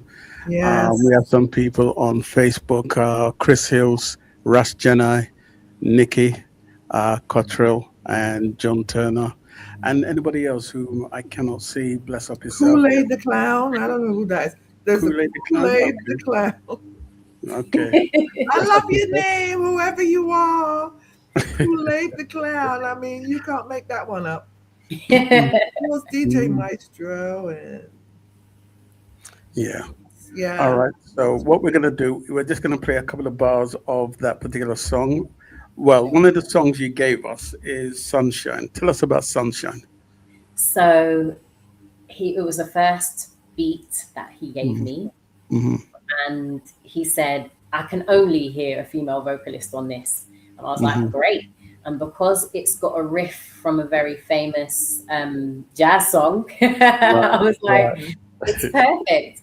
It's perfect for a jazz vocalist. So let me just write something that's bright, because the music is bright and positive. So I was like, let me write something bright and positive and something that the sing-along crew can get into as well.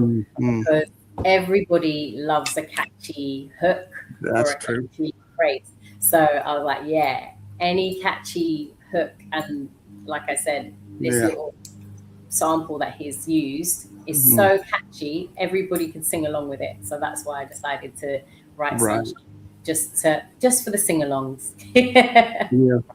And it's much needed, you know, these sing-along songs. So I'm glad you were able to do that. And I guess the rhythm spoke to you, right? Definitely. Like I said, it just sounded like jazz with a heavy sub underneath it. So I was like, this is actually the perfect start for our collaboration, because it's very jazzy, it's very soulful. And he, as I said, I feel like he made it very easy for me to work with him and just kind of slide into a beautiful reggae collaboration, as opposed to just drop me in the deep end and it's just heavy dub.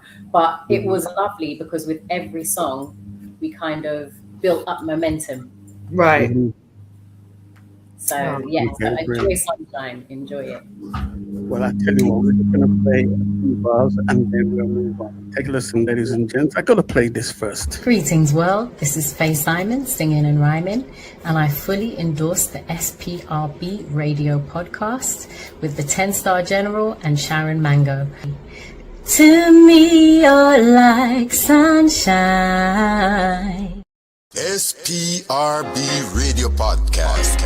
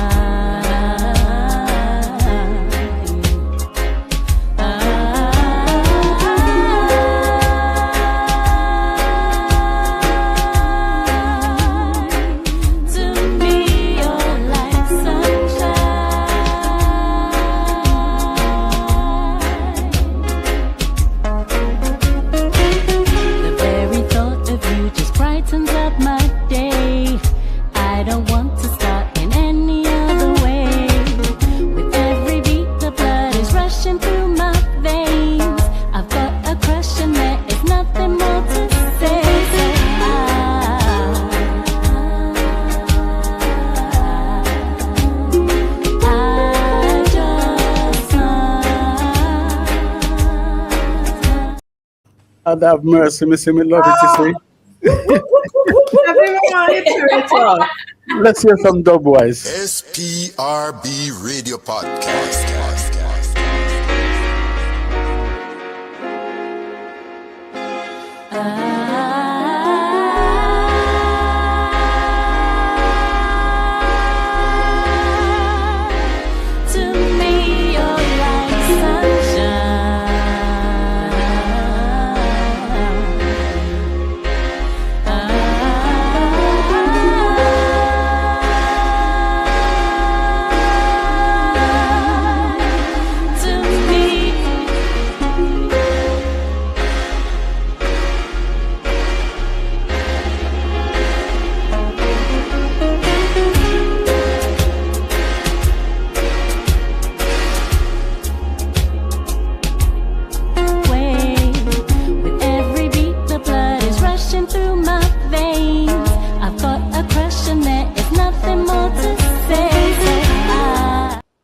I tell you what, I seriously, maybe we should be calling this neo double, neo reggae. Yeah, it is definitely. Because it's different because we have a producer who was able to make, I keep forgetting the name of it.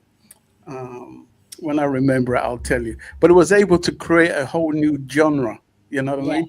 And here you come with something sounding refreshing and summary, by the way. Thank you. Yes. It's right. You see yourself on a picnic with your woman or your husband or whoever. It's got to be uplifting. It's got to be uplifting. Let me just go to some messages before we play the other track that we have.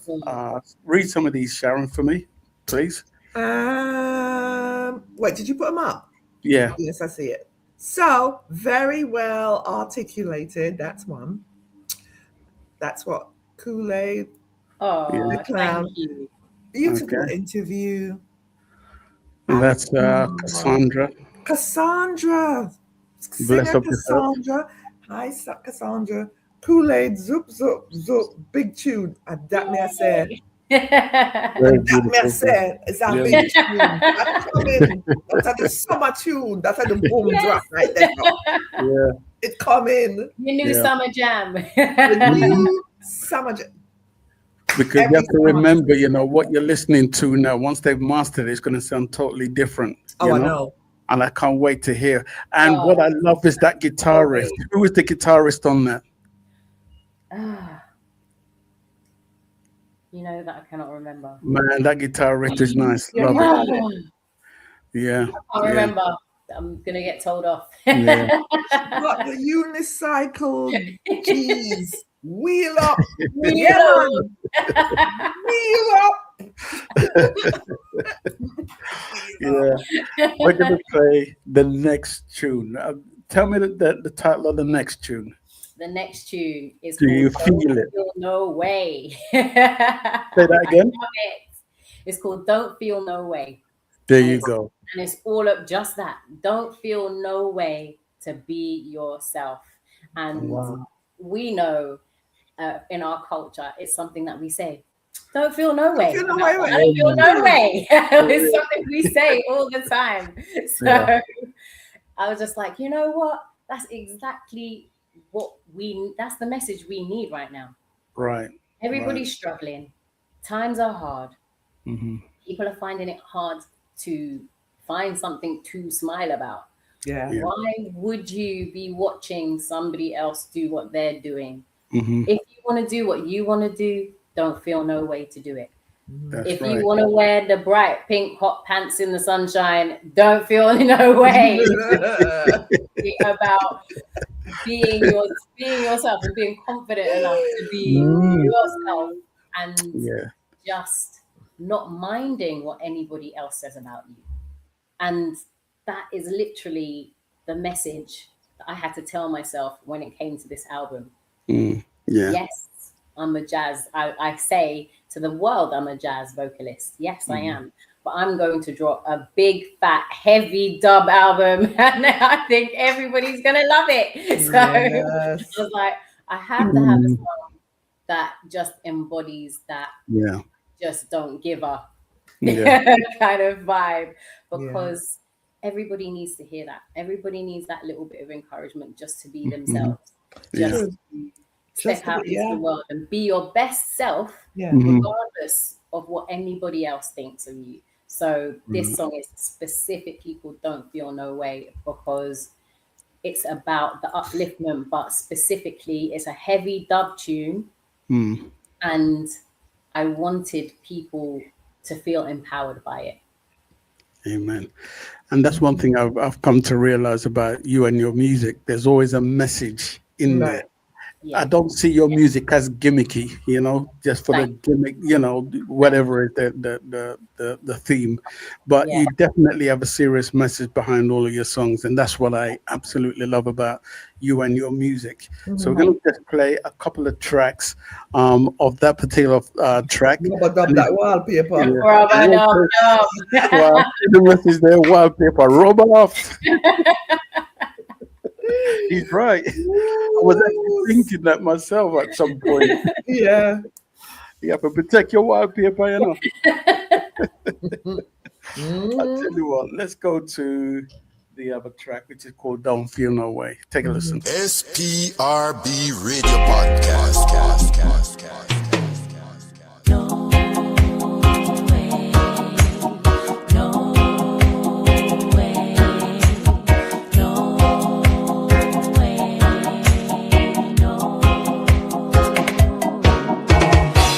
And you're hiding just to be yourself. Who's gonna remind you there is no one else who can do what you do? So don't doubt your worth. No, don't feel no way. Mr. Better than your time will surely come when we get to see who's really number one. Then we all will know whose will was really done. Don't feel no way. No.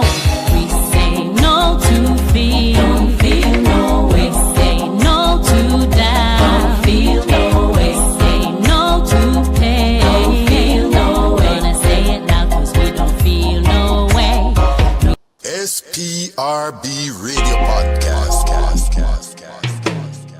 No.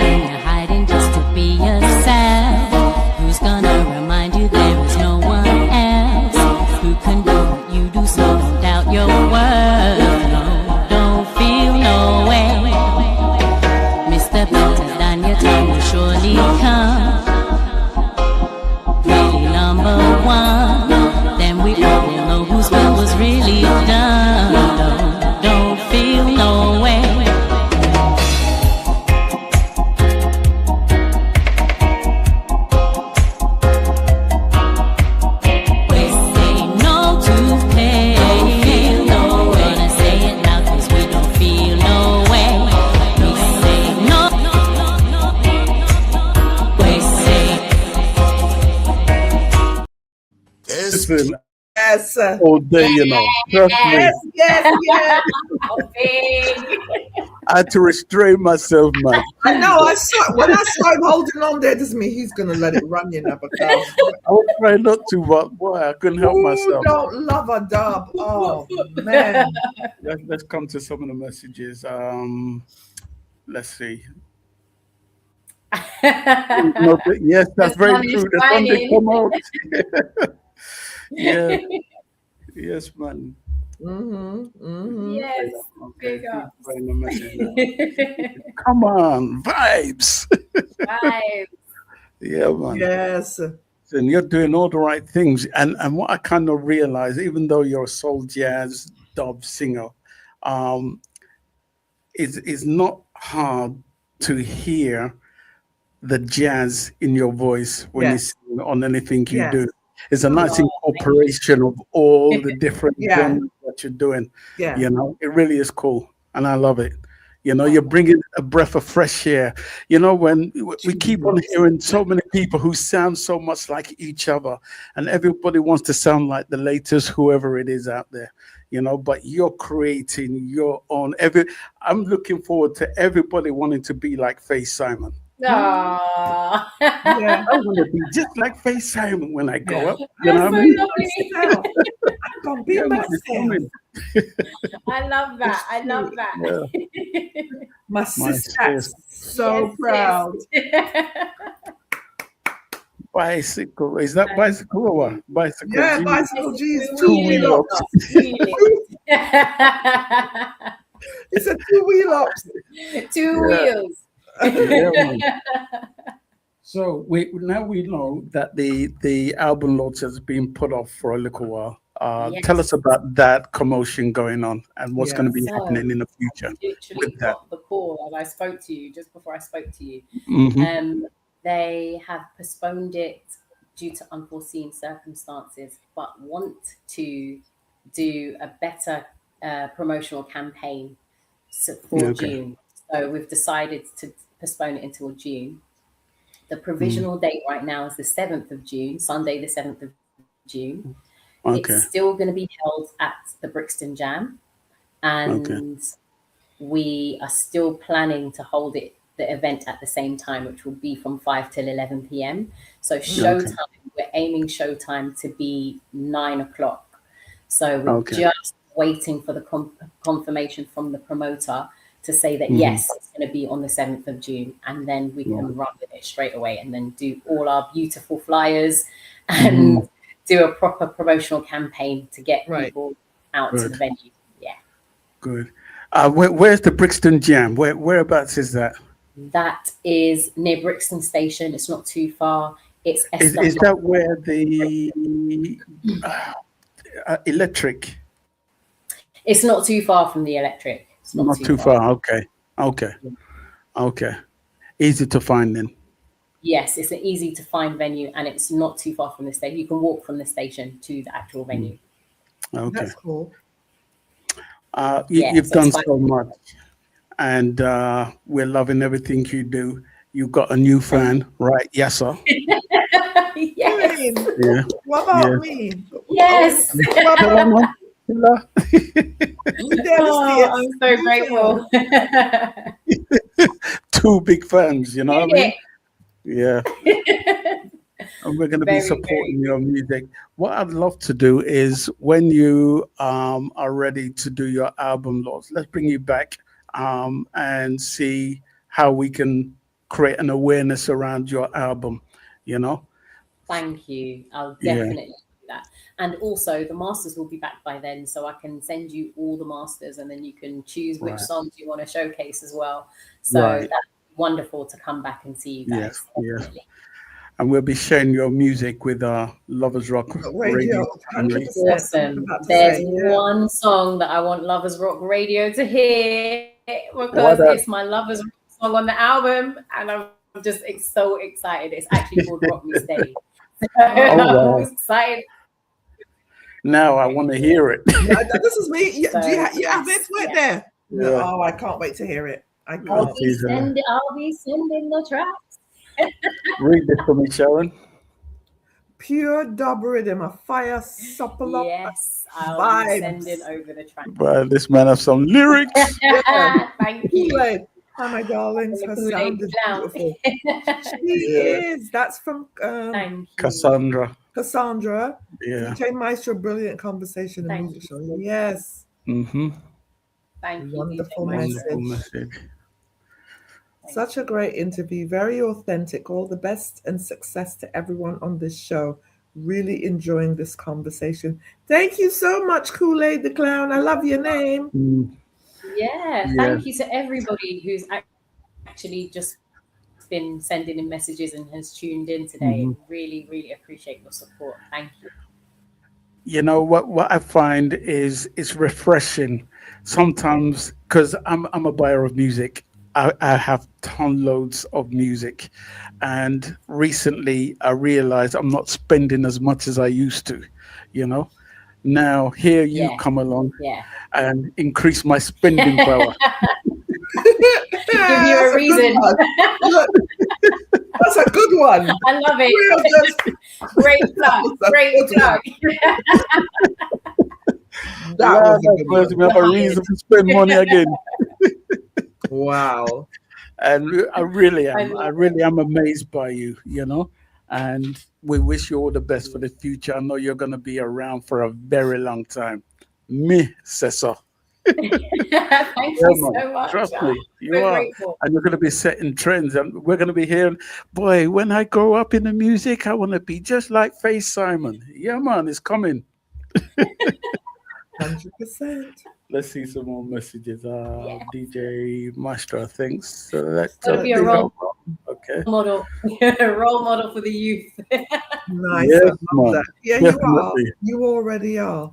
Yeah, man. Already are. So, before I end the show, It's been such a love. okay, your internet. Can you hear us? Is it slow Can you again? hear it? Yeah, I yeah, can hear you. Yes. yeah. Can you Check hear your me? internet. Yeah, Let me check the internet again. yeah, It's still running slow. For yeah. our last 3 minutes. Yeah. Well, I tell you what, we're gonna round up the show. We're gonna round up the show with a last video before we get out of here. Before we do that, I just want to say I salute you, 10-star salute. Yeah, man, you deserve it because you really are all that. You've incorporated all these different genres. There's no way you can't run away from the jazz in your voice, and we embrace that because we love the nice look of fusion, And I know you're going to be around for a very long time. We're going to be here supporting you.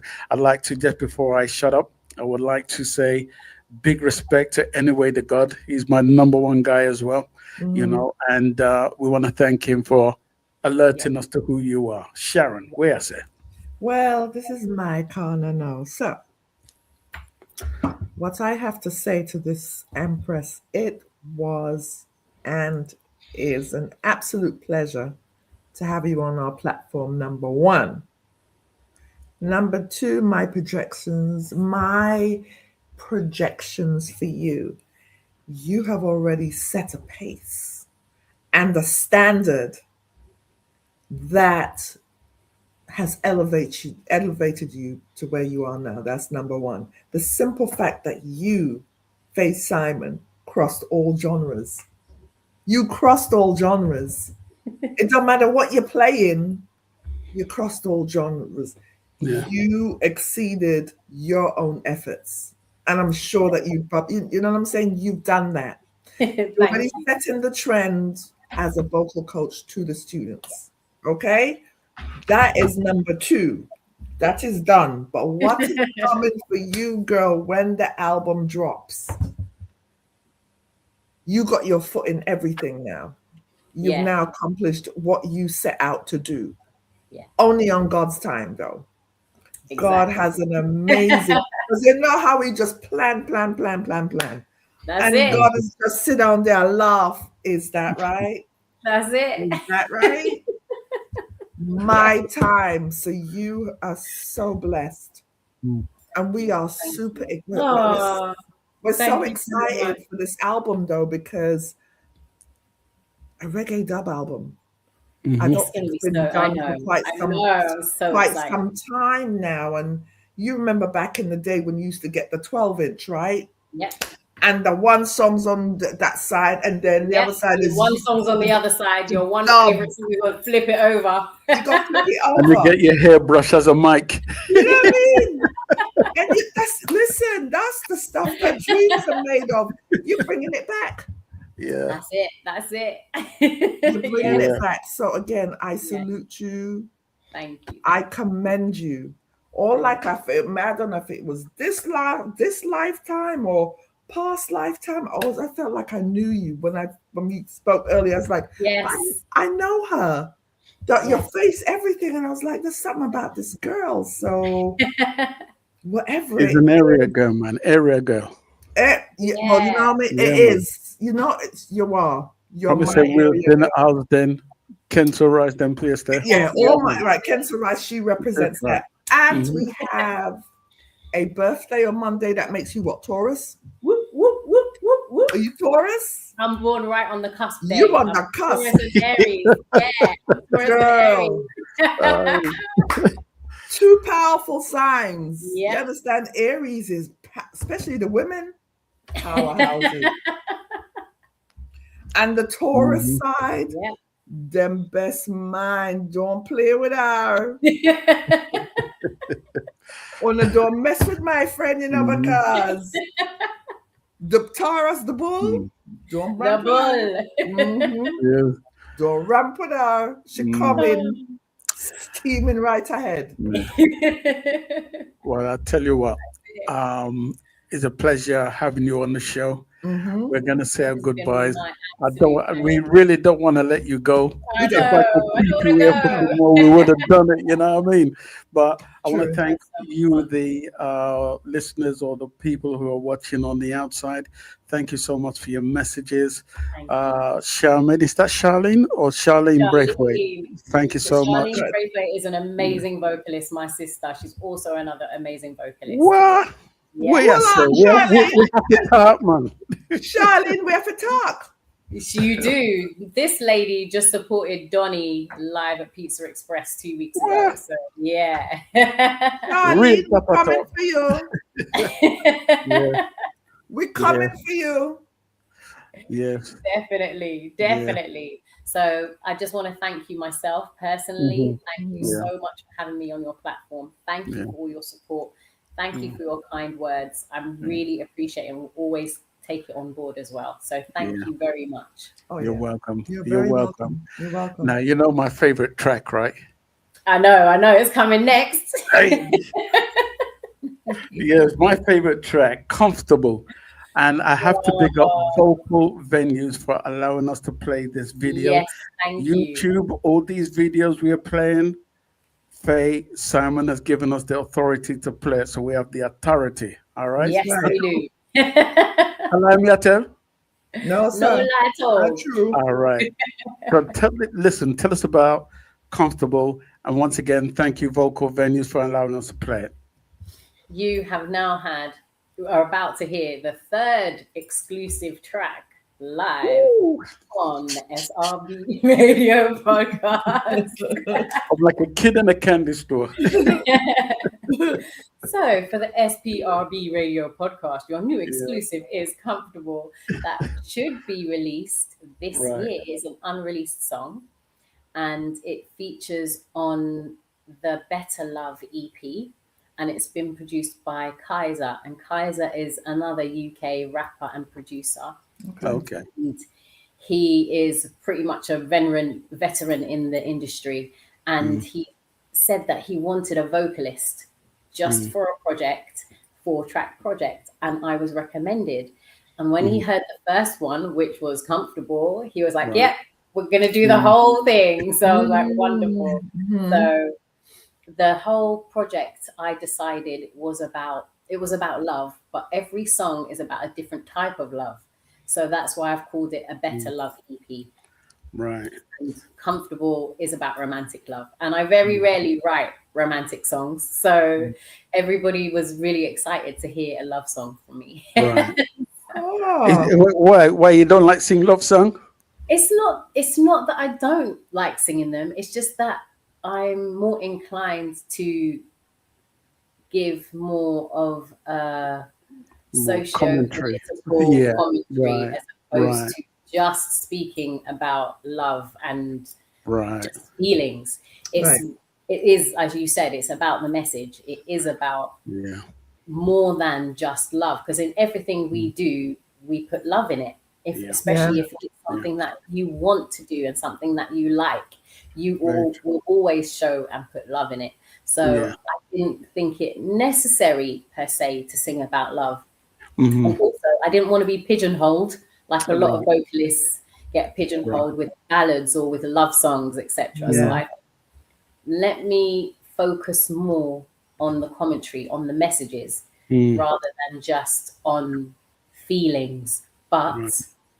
because I don't sing very many love songs, it is a nice change to drop a Right. love song in. So Right. on the new album, we've got 4 love songs and 4 political songs as Right. well. So I Wow. balanced it out so that everybody could kind of hear the Mm. versatility in the writing too. Yeah. So this one is just the romantic love song on Hmm. this particular project. So enjoy. Brilliant.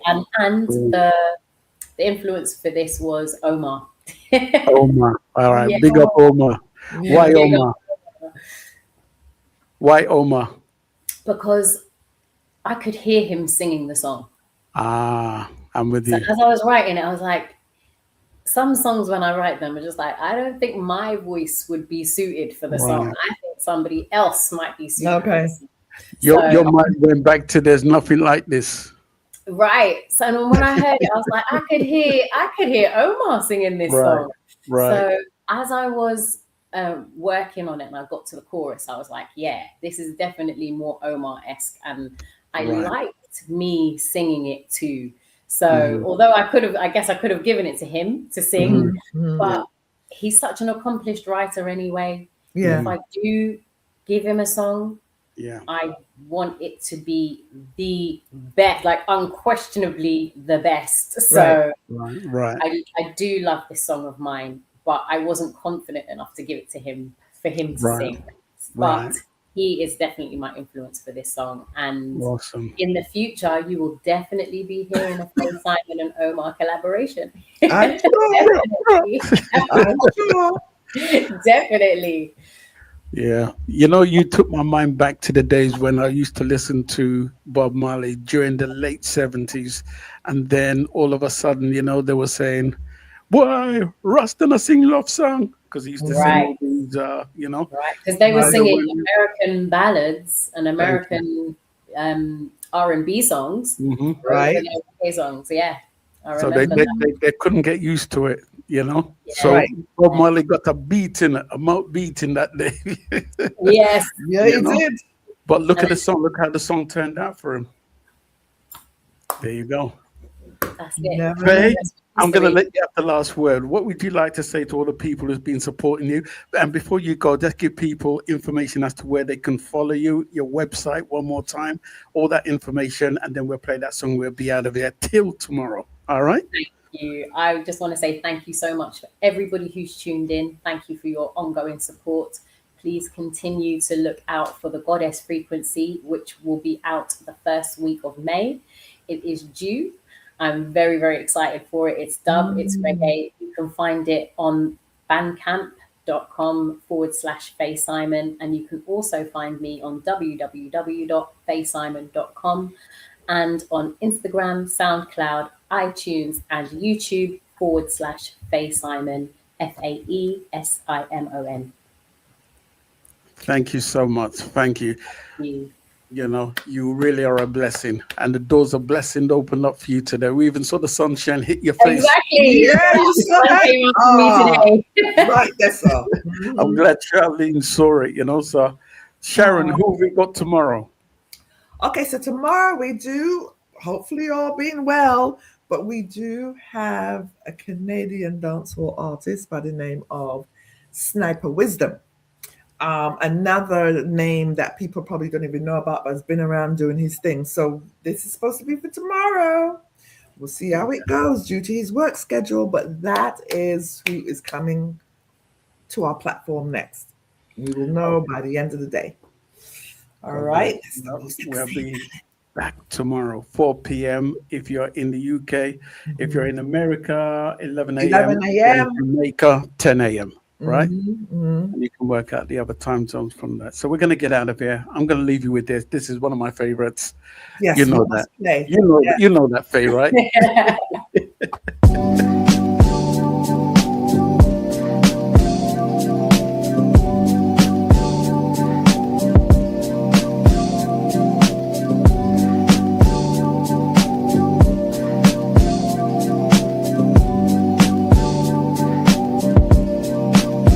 I don't wanna get up. I don't want to get up. I don't want to leave the warmth of you and all your love. I don't wanna move. I don't want to move because the air outside this duvet is so cold. Cotton clouds of pillows and a mattress made of sky. Sunshine quilt of golden rays to warm us as we fly. As I feel the touch of you, I see a flash of smile. Wrapped in chocolate kisses, can I stay here for a while? So comfortable, we are so comfortable. So comfortable, we are so comfortable. Just give me 5 more minutes. The grip of your embrace is tight and I'm all up in it. Snooze, I'm hitting snooze, 'cause every second counts when I'm with you. Cotton clouds of pillows and a mattress made of sky. Sunshine quilt of golden rays to warm us as we fly. I am you and you are me, our bodies intertwined. Inhaling the scent of you, so just give me more time. So comfortable, we are so